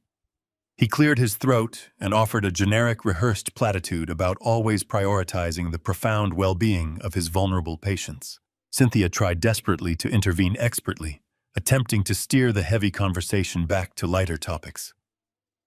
She cheerfully brought up our upcoming retirement plans, aggressively trying to force the evening back onto her meticulously orchestrated script. She nervously asked if I was still prepared to make my grand announcement after the main course was served. I turned my head and looked at the woman who had spent months plotting to murder me and subsequently frame her own lover to steal my entire fortune. I told her that I was absolutely prepared to reveal everything tonight. I promised her that this evening would involve a massive, unforgettable transition of power that would permanently alter all of our lives forever. The main course arrived, thick cuts of prime beef. I sliced my meat with aggressive, steady precision. I chewed slowly, reveling in the dread radiating from the three traitors. I casually mentioned a dark fable about wolves hiding in the clothing of sheep, patiently waiting for the old shepherd to fall asleep. The absolute problem with greedy wolves is that they invariably turn on each other the very second the fresh meat runs out, I concluded. I looked directly at Cynthia, allowing a cold smile to touch my lips. The dense tension in the grand dining room finally became an unbearable physical weight, pressing down heavily upon their silently panicking, treacherous hearts. The heavy silence that followed my fable about the wolves hung over the grand dining room like a thick, suffocating fog. The absolute dread radiating from my three guests was a tangible force pulling the air directly from their lungs. I allowed that agonizing silence to stretch for a long, torturous minute, while the private chef silently cleared the main course and poured the final glasses of vintage Bordeaux. When the heavy mahogany doors clicked shut, leaving the four of us completely isolated in the magnificent room, I finally made my move. I reached out with a perfectly steady hand and picked up my crystal wine glass. I took my heavy silver dessert spoon and tapped it gently against the rim. The sharp, clear, ringing sound pierced the stifling tension like a gunshot. I placed the glass down and placed both of my hands flat on the polished table. Then I stood up. I did not struggle. I did not wheeze or groan or lean on the heavy wooden cane resting uselessly against the far wall. I rose to my full, imposing height, with the smooth, commanding strength of a man who had conquered the ruthless corporate world for 4 decades. The frail, dying old man they had been eagerly waiting to bury completely vanished in a single, terrifying instant. Derek dropped his gaze to his lap, his shoulders hunching defensively, as if anticipating a physical blow. Cynthia stared up at me, her beautiful face freezing into a rigid mask of absolute panic. Dr. Miles Preston merely blinked, his arrogant smirk melting into an expression of profound, unadulterated confusion. I looked down at the three of them, my expression completely devoid of any warmth or paternal affection.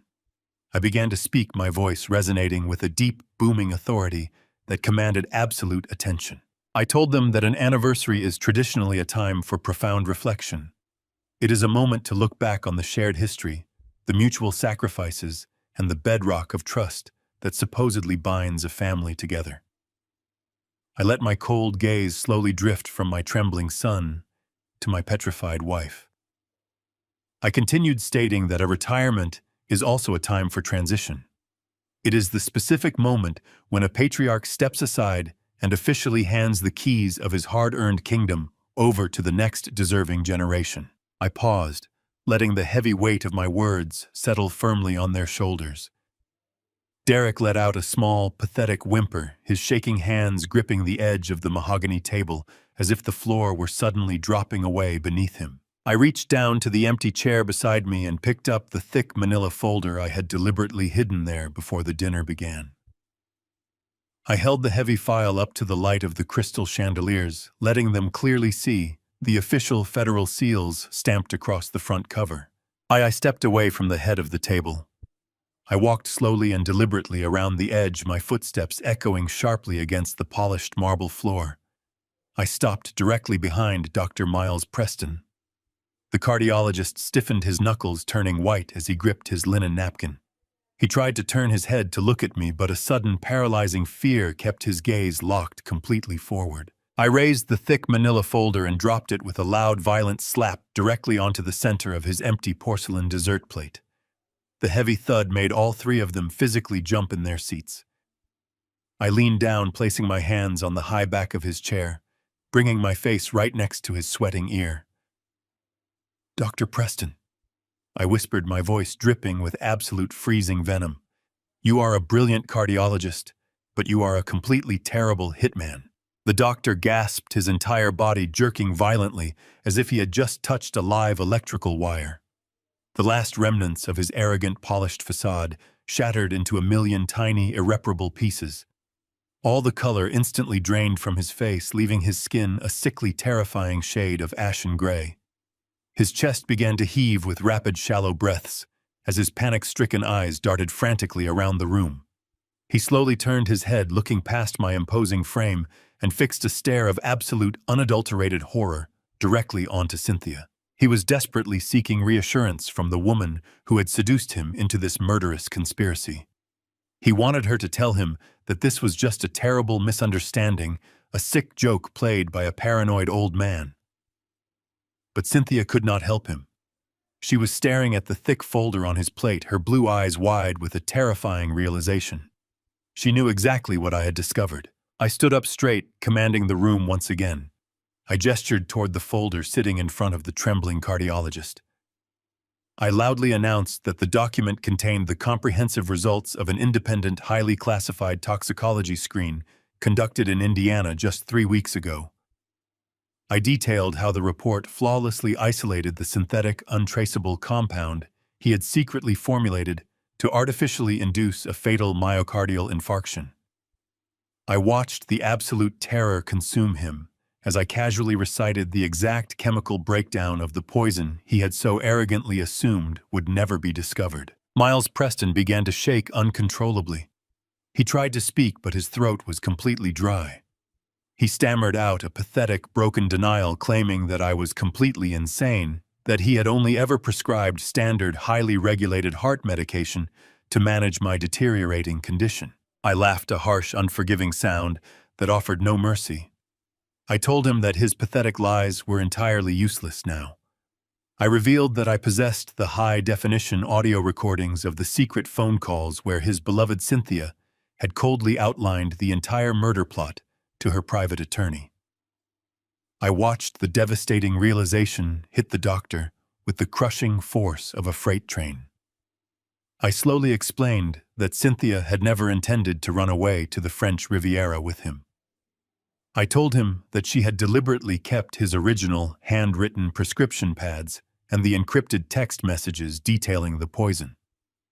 I announced to the entire table that her ultimate plan was to play the grieving, devastated widow, handing all of his incredibly damning evidence directly over to the district attorney the second my heart finally stopped beating. She was going to successfully sue him for gross medical malpractice and personally ensure he was convicted of first-degree manslaughter just to silence him forever. Miles Preston let out a choked, devastated sob.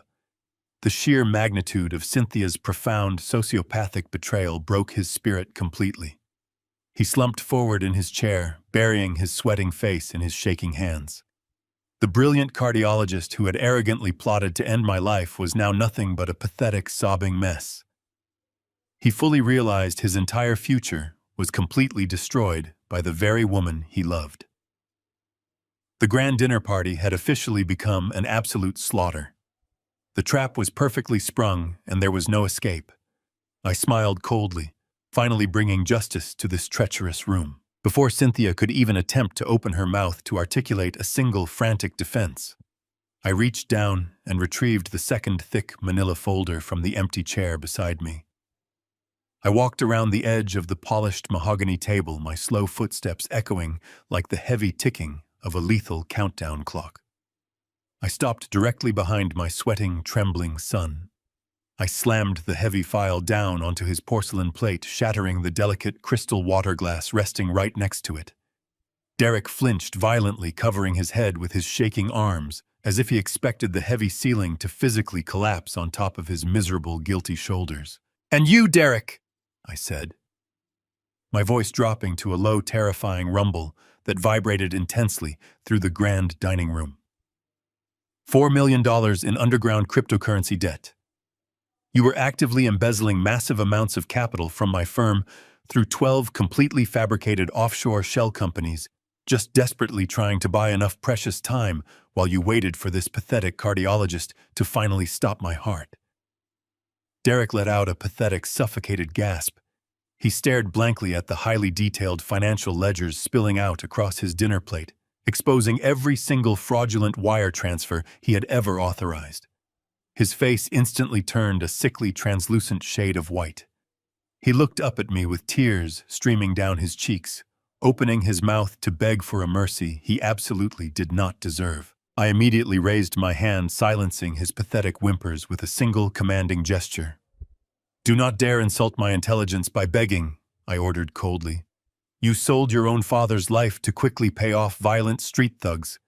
You thought you were incredibly clever, secretly aligning yourself with your manipulative stepmother to comfortably inherit my logistical empire.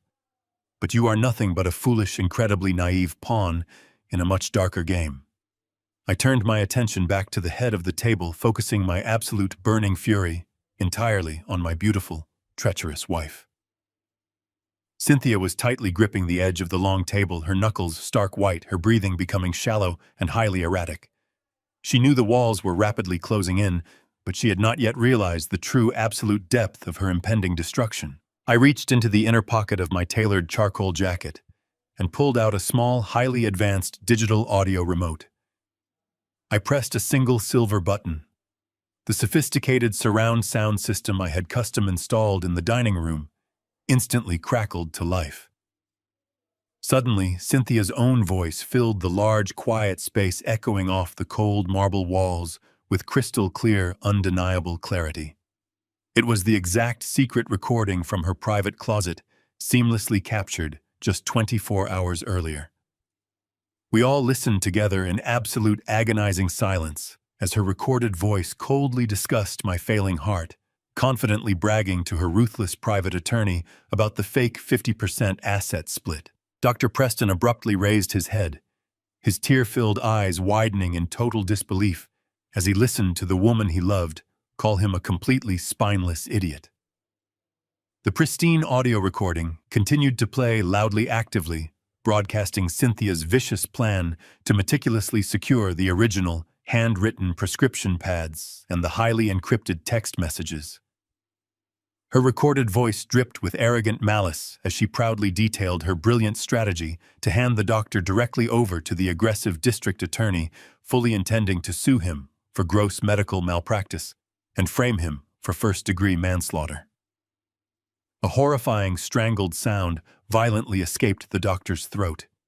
He stared at Cynthia as if she had suddenly transformed into a terrifying, utterly unrecognizable demon sitting right in front of him. The digital recording marched forward seamlessly, shifting to her ultimate devastating plans for my pathetic son. Derek's jaw dropped wide open as he clearly heard his stepmother confidently brag about secretly hiring a private forensic accountant to silently track his hidden offshore shell companies. He listened to her joyful, highly triumphant laughter as she explicitly promised her mercenary lawyer that she would personally trigger a massive federal audit the very moment I was safely buried under the earth. "Let him rot in a federal cell," her recorded voice hissed through the hidden speakers, permanently destroying the fragile, deceitful alliance they had foolishly formed against me.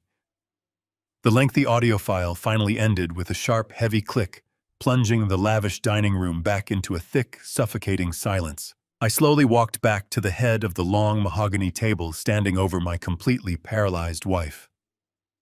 "She was never going to run away to the French Riviera with you, Miles," I stated, my voice echoing with absolute authority.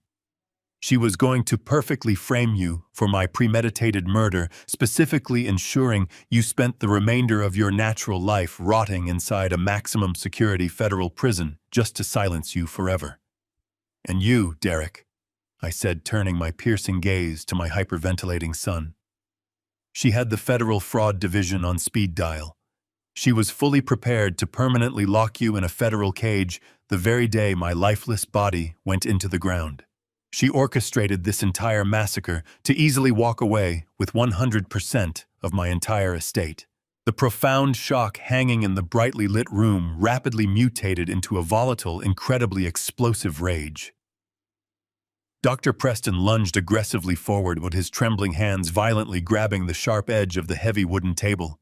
He screamed at Cynthia, his voice cracking with hysterical devastation, cursing her for maliciously destroying his medical career and manipulating his deeply misplaced affection. Derek was actively weeping uncontrollably, his head buried deep inside his folded arms, rocking back and forth as the terrifying reality of his massive federal crimes fully materialized inside his cowardly mind. Cynthia sat perfectly rigid, her beautiful face twisted into a grotesque mask of pure, unadulterated terror. She tried to stand up, perhaps to run toward the private elevator, but her trembling legs completely failed her, forcing her to heavily collapse back into her cushioned dining chair. I watched the three of them violently turn on each other exactly like starving, desperate wolves trapped permanently inside a tiny, inescapable metal cage. The brilliant, highly sophisticated facade of their deadly financial alliance had been completely pulverized, leaving absolutely nothing but ugly, naked betrayal in its chaotic wake. They had arrogantly believed they could easily outsmart a man who had spent 4 grueling decades successfully dominating the most ruthless corporate predators on the planet. They had completely underestimated the burning, relentless fury of a determined patriarch pushed far past the absolute limit of human forgiveness. I remained perfectly calm amidst the hysterical shouting and the pathetic sobbing. The ultimate crushing weight of federal justice was finally descending heavily upon them, and I fully intended to supervise every single second of their complete and total financial and absolute legal ruin. The heavy oak doors of the dining room suddenly swung open with a resounding crash. A dozen heavily armed federal agents poured into the space, their voices barking absolute commands. The magnificent stage play of their miserable lives had reached its inescapable curtain call. The federal agents moved with terrifying efficiency, flooding the grand dining room in a wave of gear and drawn weapons. Their authoritative voices commanded everyone to remain exactly where they were, but the sheer panic possessing my 3 treacherous guests instantly shattered any semblance of order. Dr. Miles Preston completely ignored the commands of the officers. The absolute realization that his medical career and personal freedom had just been permanently destroyed by the beautiful woman sitting across from him, violently snapped his arrogant mind. He let out a raw scream that tore through the chaos. He violently propelled his body forward, launching himself completely across the mahogany table directly toward Cynthia. His flailing arms swept across the white tablecloth, catching the decanter and his glass of Bordeaux. The dark red wine exploded across the table, splashing violently across the china and soaking into the fabric like a pool of fresh blood. Dr. Preston completely ignored the mess, his hands wildly grasping for Cynthia's throat as he screamed a continuous stream of vile accusations. He cursed her for manipulating his lonely heart, for seducing him into a murderous conspiracy, and for attempting to single-handedly frame him for my calculated death. Cynthia shrieked in absolute terror, violently pushing her chair backward to escape his frantic, grasping hands. The wooden chair tipped backward, sending her crashing painfully onto the cold marble floor. Before the doctor could reach her, 2 federal agents intercepted his path, tackling him to the ground and pinning his arms forcefully behind his back. The sounds of the struggling, shouting cardiologist completely drowned out the delicate string music I had softly playing in the background. I remained perfectly still in my leather chair at the head of the table. I slowly reached out, picked up my untouched glass of wine, and took a deeply satisfying sip. I watched the violent spectacle unfolding in front of me with the detached, analytical gaze of a man studying a fascinating experiment. The magnificent stage I had set was now functioning exactly as I had designed it. I turned my attention slightly to my left, where my cowardly son was actively experiencing the absolute collapse of his entire existence. Derek was not fighting the federal agents. He lacked the courage required for any physical confrontation. Instead, as a stern officer grabbed his shoulder and ordered him to stand up and place his hands behind his back, Derek completely collapsed. His knees buckled entirely, sending him crumpling into a pathetic, weeping heap on the polished marble floor. His tuxedo jacket bunched up around his shaking shoulders as he buried his face in his hands, releasing a series of loud, hysterical sobs. He completely ignored the agent reading him his rights, choosing instead to crawl pathetically on his hands and knees directly toward my chair. He reached out with a trembling hand, desperately gripping the pressed fabric of my charcoal trousers. He looked up at me with eyes wide with absolute suffocating terror. His face was stained with hot tears, and his breath came in rapid gasps. He begged me to stop the federal agents. He pleaded with me to use my massive wealth and corporate influence to make this entire nightmare simply disappear. He frantically promised that he would do absolutely anything I wanted, that he would work the lowest entry-level position in the logistics empire for the rest of his life. He screamed that his underground cryptocurrency creditors were going to physically murder him in federal prison if I did not instantly intervene and pay off his debt. I looked down at the pathetic, weeping creature gripping my leg. I felt absolutely no paternal warmth, no instinct to protect the boy I had joyfully raised. I simply saw a treacherous, greedy parasite who had actively planned to watch me choke to death on synthetic poison. I gently but firmly placed my leather shoe squarely against his chest and pushed him backward, breaking his desperate grip on my trousers. I told him in a quiet, completely merciless voice that he had personally forged his own federal chains, the very moment he decided my life was worth less than his gambling debts.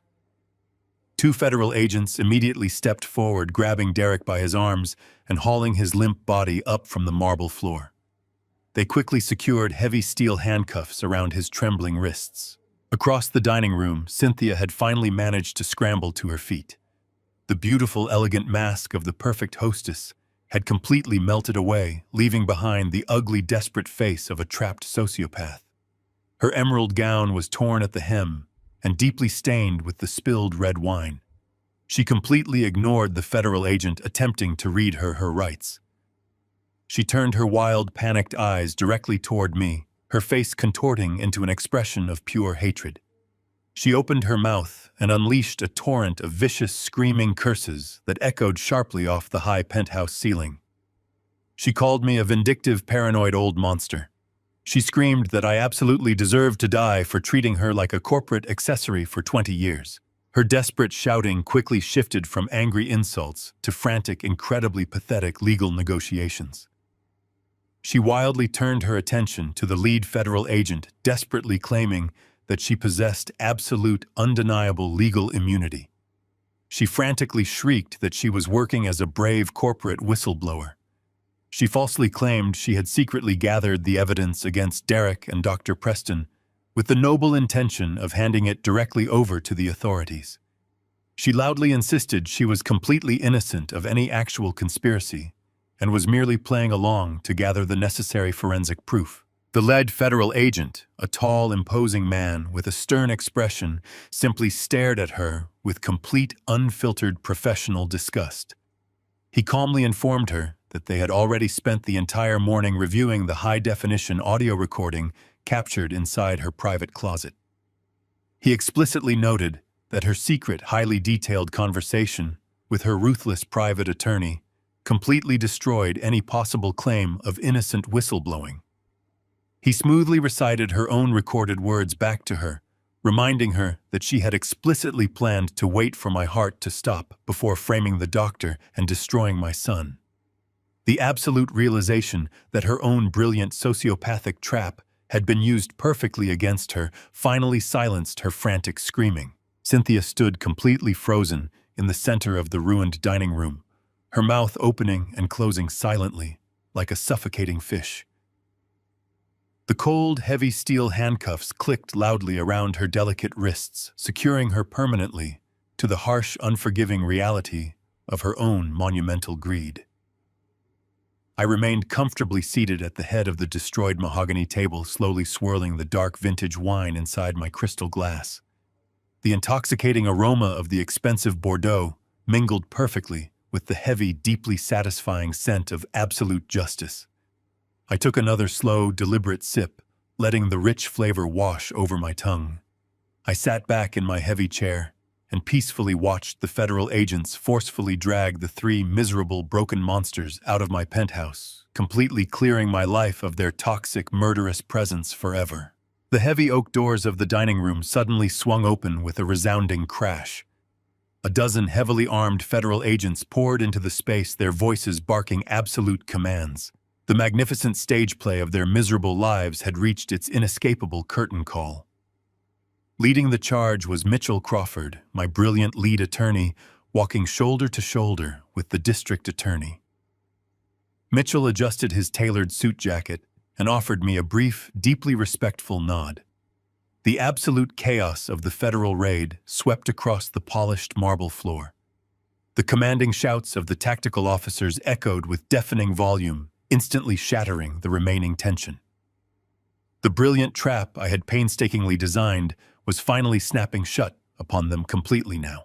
I remained perfectly seated at the head of the long mahogany table, calmly swirling the dark vintage wine inside my crystal glass.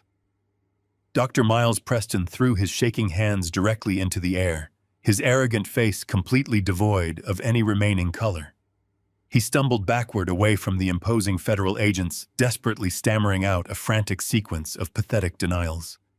He loudly claimed he was merely a dedicated medical professional attending a private anniversary dinner. A stern federal officer completely ignored his miserable lies, violently grabbing his velvet dinner jacket and forcefully slamming him chest first against the polished surface of the table. The sharp, clinking sound of heavy steel handcuffs quickly sealed his immediate and utterly devastating criminal fate. The district attorney stepped forward, holding a thick stack of official warrants tightly in his right hand. He looked down at the sobbing cardiologist with an expression of pure professional disgust. He explicitly informed Dr. Preston that he was being formally charged with conspiracy to commit first-degree murder alongside numerous severe violations of medical ethics. The doctor whimpered like a wounded animal, desperately pleading for a sudden leniency that he absolutely did not deserve. He foolishly tried to blame Cynthia for masterminding the entire deadly plot, aggressively screaming that she had manipulated his fragile emotions and forced his hand. The federal agents simply yanked him upright by his lapels, completely ignoring his pathetic, tearful cries for absolute mercy today. Across the lavish dining room, Cynthia had violently backed herself into the far corner of the space. Her stunning emerald designer gown was now a wrinkled, completely ruined mess of expensive fabric. Her perfectly styled blonde hair fell across her panicked face in wild, unkempt strands. Two female federal agents approached her with their weapons securely holstered, but their expressions completely unyielding. Cynthia raised her hands defensively, frantically, shaking her head in sheer disbelief. She aggressively screamed that this was a massive misunderstanding, that she was the wealthy, respected wife of Victor Thorne, and that they had absolutely no legal right to touch her. The officers entirely ignored her arrogant shrieking, swiftly pinning her wrists behind her, shaking back immediately.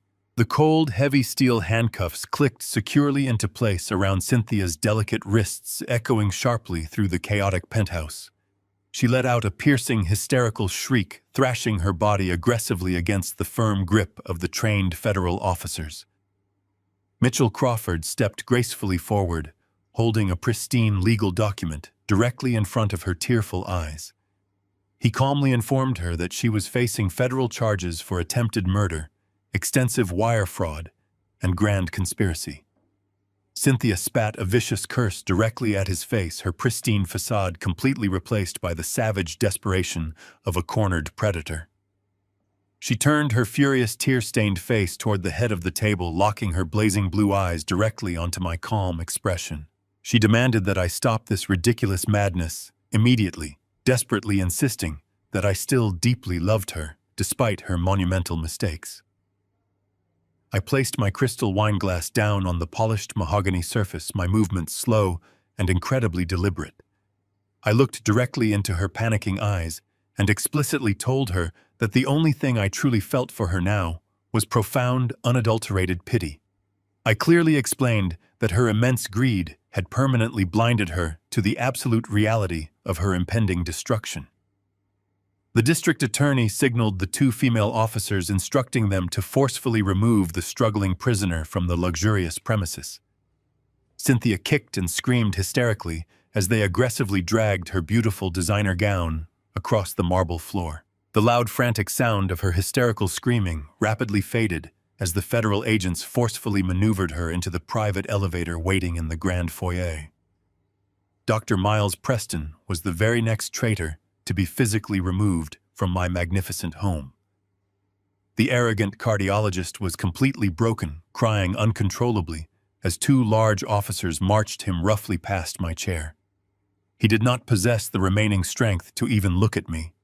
His entire world, built upon pure medical arrogance and poisonous deception, had been flawlessly dismantled in less than 20 minutes.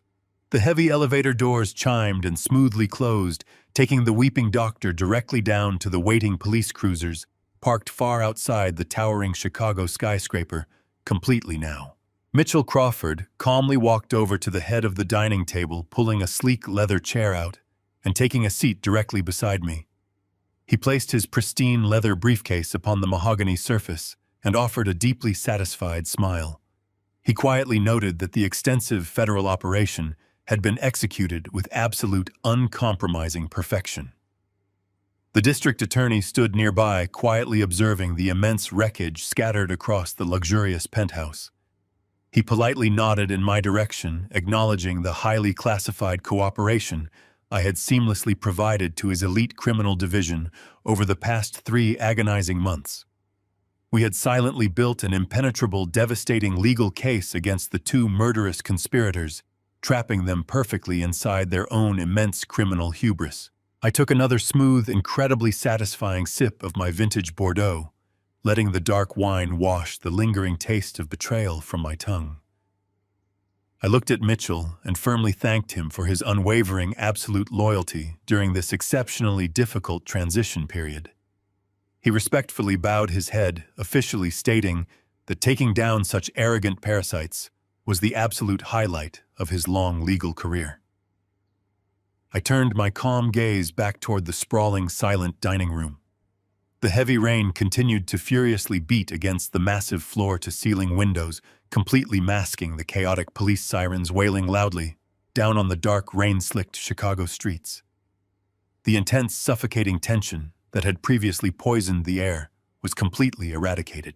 The intense satisfaction blooming deeply inside my chest was completely intoxicating. I had flawlessly protected the massive logistics empire I spent 4 decades building. I had entirely outsmarted a brilliant, arrogant cardiologist and a beautiful sociopathic wife who foolishly believed they could easily conquer me.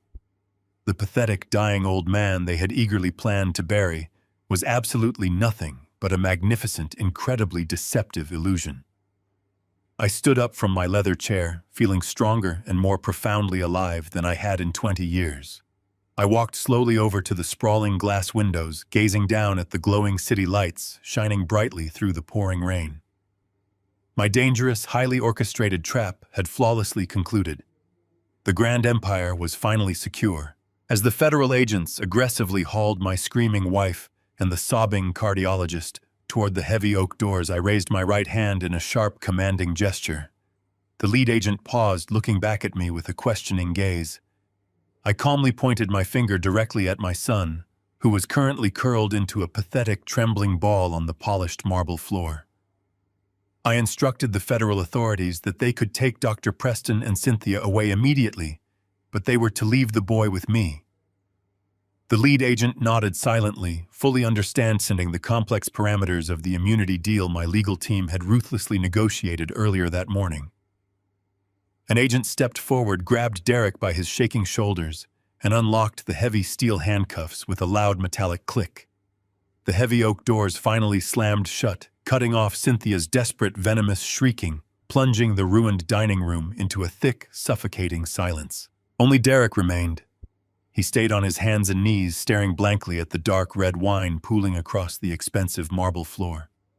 He was hyperventilating, his thin chest heaving with rapid, shallow gasps. He slowly looked up at me, a tiny, pathetic glimmer of foolish hope sparking in his terrified, bloodshot eyes. He genuinely believed that because the federal agents had removed his restraints, his loving father had finally decided to spare him, to forgive his monumental, murderous betrayals, and to magically fix his catastrophic mistakes. "Stand up," I commanded, my voice entirely devoid of any residual paternal warmth. It was a cold, flat, heavily detached tone, the exact voice I utilized when dismantling a failing, useless corporate subsidiary. Derek struggled to obey. His legs were shaking so violently he had to grab the edge of the mahogany table to pull his miserable frame upward.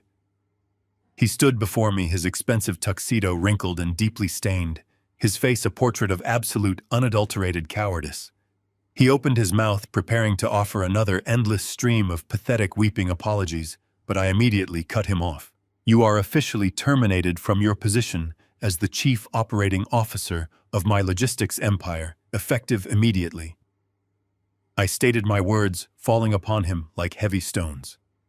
"Your corporate security clearance has been completely revoked.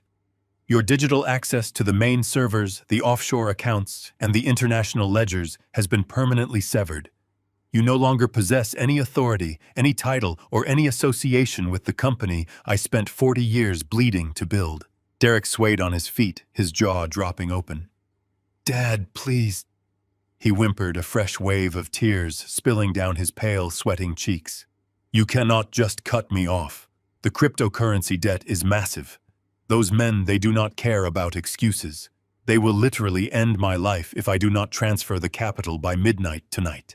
"That is no longer my problem, Derek," I replied smoothly, leaning back in my leather chair and resting my hands on the armrests. I spent the entire afternoon working directly with my private forensic accountant and my personal banking team. We completely drained the 12 fake shell companies you so foolishly created. We successfully recovered every single penny of the $4 million you aggressively embezzled from my firm. But we did not stop there. I watched his bloodshot eyes widen in profound horror as the absolute reality of my meticulous counterattack finally began to sink into his dense, arrogant brain. "I also legally seized every single one of your personal financial assets," I continued, my voice echoing clearly in the quiet, ruined room. "I liquidated your private investment portfolios. I completely emptied your personal checking and savings accounts. I even instructed my legal team to aggressively target the equity in your luxury penthouse downtown to forcefully cover the substantial legal fees and internal auditing costs generated by your massive, deeply stupid corporate fraud. You took everything! Derek gasped, his voice cracking into a high, hysterical pitch. You left me with absolutely nothing, Dad. You are sentencing me to death. Those loan sharks are ruthless. They will find me. They will physically tear me apart.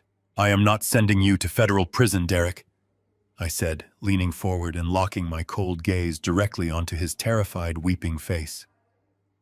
Prison would provide you with 3 warm meals a day and a secure, heavily guarded cell. Prison would be a profound, undeserved mercy for a son who comfortably sat in my living room and happily discussed how long it would take for a synthetic poison to stop his own father's heart. Derek violently dropped to his knees, pressing his forehead against the cold marble floor, sobbing uncontrollably. He begged for my forgiveness, pleading for just one final financial bailout, promising that he would completely disappear and never bother me again. I felt absolutely nothing for him. The profound, crippling grief I had experienced when I first heard his treacherous voice on the hidden audio recording had completely evaporated, replaced entirely by the cold, hard clarity of absolute justice. You are going to walk out of that door right now with absolutely nothing, I declared, my voice resonating with an undeniable, terrifying finality. You have no job, no trust fund, no family inheritance, and absolutely no protection. You are entirely stripped of the powerful, wealthy name you so casually disgraced. And you should know, Derek, that your incredibly impatient, highly violent underground creditors are currently waiting for you in the lobby downstairs. My private security team politely informed them that you would be exiting the building very shortly. Derek let out a raw, guttural scream of absolute, unadulterated terror. He scrambled backward across the marble floor, completely desperate to avoid the heavy oak doors leading out of the penthouse. But his pathetic resistance was entirely useless. I raised my hand, signaling my private security guards, who had been standing silently in the shadows of the foyer. 2 large, imposing men dressed in sharp black suits stepped forward, their faces completely blank and utterly merciless. They grabbed my weeping, thrashing son by his arms, effortlessly lifting him off the floor. Derek kicked and screamed, crying out my name, begging me to save him from the terrifying, violent fate waiting for him in the brightly lit lobby below. I completely ignored his desperate, hysterical pleas. I sat perfectly still at the head of the ruined mahogany table, calmly swirling the dark vintage Bordeaux in my crystal glass. I watched as the heavy security doors firmly closed behind him, permanently sealing him outside of my world forever. The grand penthouse was finally enveloped in a deep, profound silence. The suffocating, toxic presence of my murderous wife, the arrogant, disgraced cardiologist, and my cowardly, treacherous son had been completely expunged. The storm outside the tall, heavy glass windows continued to rage, heavy rain violently lashing against the thick glass. But inside the dining room, the heavy, oppressive atmosphere had magically lifted. The grand stage was finally empty, the elaborate, deadly play concluded with absolute, uncompromising perfection. I slowly raised my crystal glass to the empty room, offering a quiet, satisfying toast to my survival and to the bright, peaceful future that lay ahead. The dust finally settled inside the sprawling penthouse, leaving behind a profound and absolute stillness.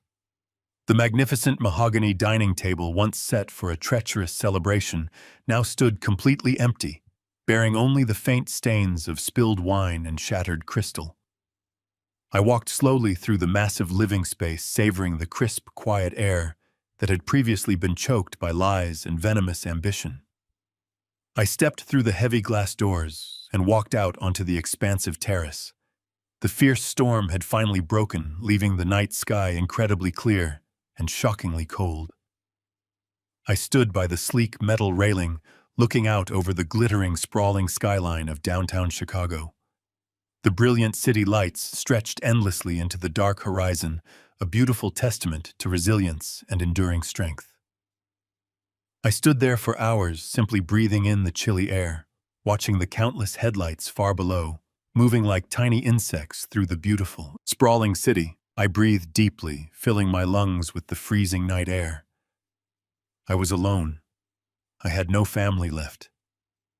The woman I had married was currently sitting inside a cold, concrete federal holding cell, stripped of her designer gowns and her sociopathic dreams of boundless wealth. The son I had raised and tried to prepare for greatness was currently wandering the unforgiving city streets, desperately looking over his shoulder, permanently exiled from the protective fortress of my vast empire. The brilliant cardiologist who had violated his sacred oath was facing the complete devastating annihilation of his medical career and his personal freedom. I had ruthlessly severed every single blood tie and every marital bond, casting them all out into the harsh wilderness they so richly deserved. Yet as I stood there observing the glowing city, I felt absolutely no regret. I possessed my health, my unyielding corporate empire, and my absolute undeniable freedom. The very next morning, I returned to my executive office with a renewed, relentless focus. I systematically restructured the entire executive board of my logistics company, promoting loyal, incredibly intelligent individuals who had actually earned their positions through decades of honest, grueling hard work. I completely eradicated the toxic corporate culture my son had attempted to foster, replacing it with a rigid, impenetrable system of absolute transparency and rigorous accountability. My business flourished, growing stronger and significantly more profitable than it had ever been during the past 2 decades. The pathetic, disorganized mess my son had secretly created was completely erased, smoothly, replaced by a highly efficient, remarkably lucrative operation that functioned with absolute uncompromising precision. I felt an incredible surge of pure energy coursing through my veins every morning, but I knew that securing my financial legacy was not entirely enough. I thought deeply about the failing heart that had initially made me so incredibly vulnerable to their vicious, calculating predation. I decided to utilize my immense wealth to create something genuinely meaningful and profoundly lasting. I legally established a massive, heavily endowed medical trust fund dedicated entirely to financing advanced cardiovascular research and providing free life-saving heart surgeries for underprivileged patients. I directed millions of dollars toward brilliant, dedicated doctors who actually valued human life, actively ensuring that men, women, and children who truly deserved to live would receive the exact medical miracles they desperately needed. The grand penthouse is quiet now, but it is a deeply comforting, incredibly peaceful silence. I no longer rely on a heavy wooden cane to walk, and I no longer sleep with one eye open, constantly waiting for the wolves to strike in the dark. I survived the absolute worst betrayal imaginable, completely burning down my own treacherous house to effectively purify the ground beneath it. The brilliant, magnificent empire stands taller and infinitely stronger than ever before, firmly guided by a man who finally learned to see the world exactly as it is. I am absolutely invincible, completely unstoppable, and entirely free from their poisonous grasp. Lesson blood does not guarantee loyalty, and a polite smile can hide the sharpest knife. In life, we often close our eyes to the red flags of those closest to us because the truth is too painful to accept. But ignoring reality doesn't protect you. It only empowers those who wish to exploit you. True strength lies in having the courage to see people exactly for who they are, not who you wish them to be. When betrayal comes from within your own house, you must be willing to burn the house down to survive the flames. Call to action. Have you ever trusted the wrong person only to find out they were plotting against you? Drop a comment below and share your story of survival. Don't forget to hit that subscribe button, give this video a like, and ring the bell for more intense life stories.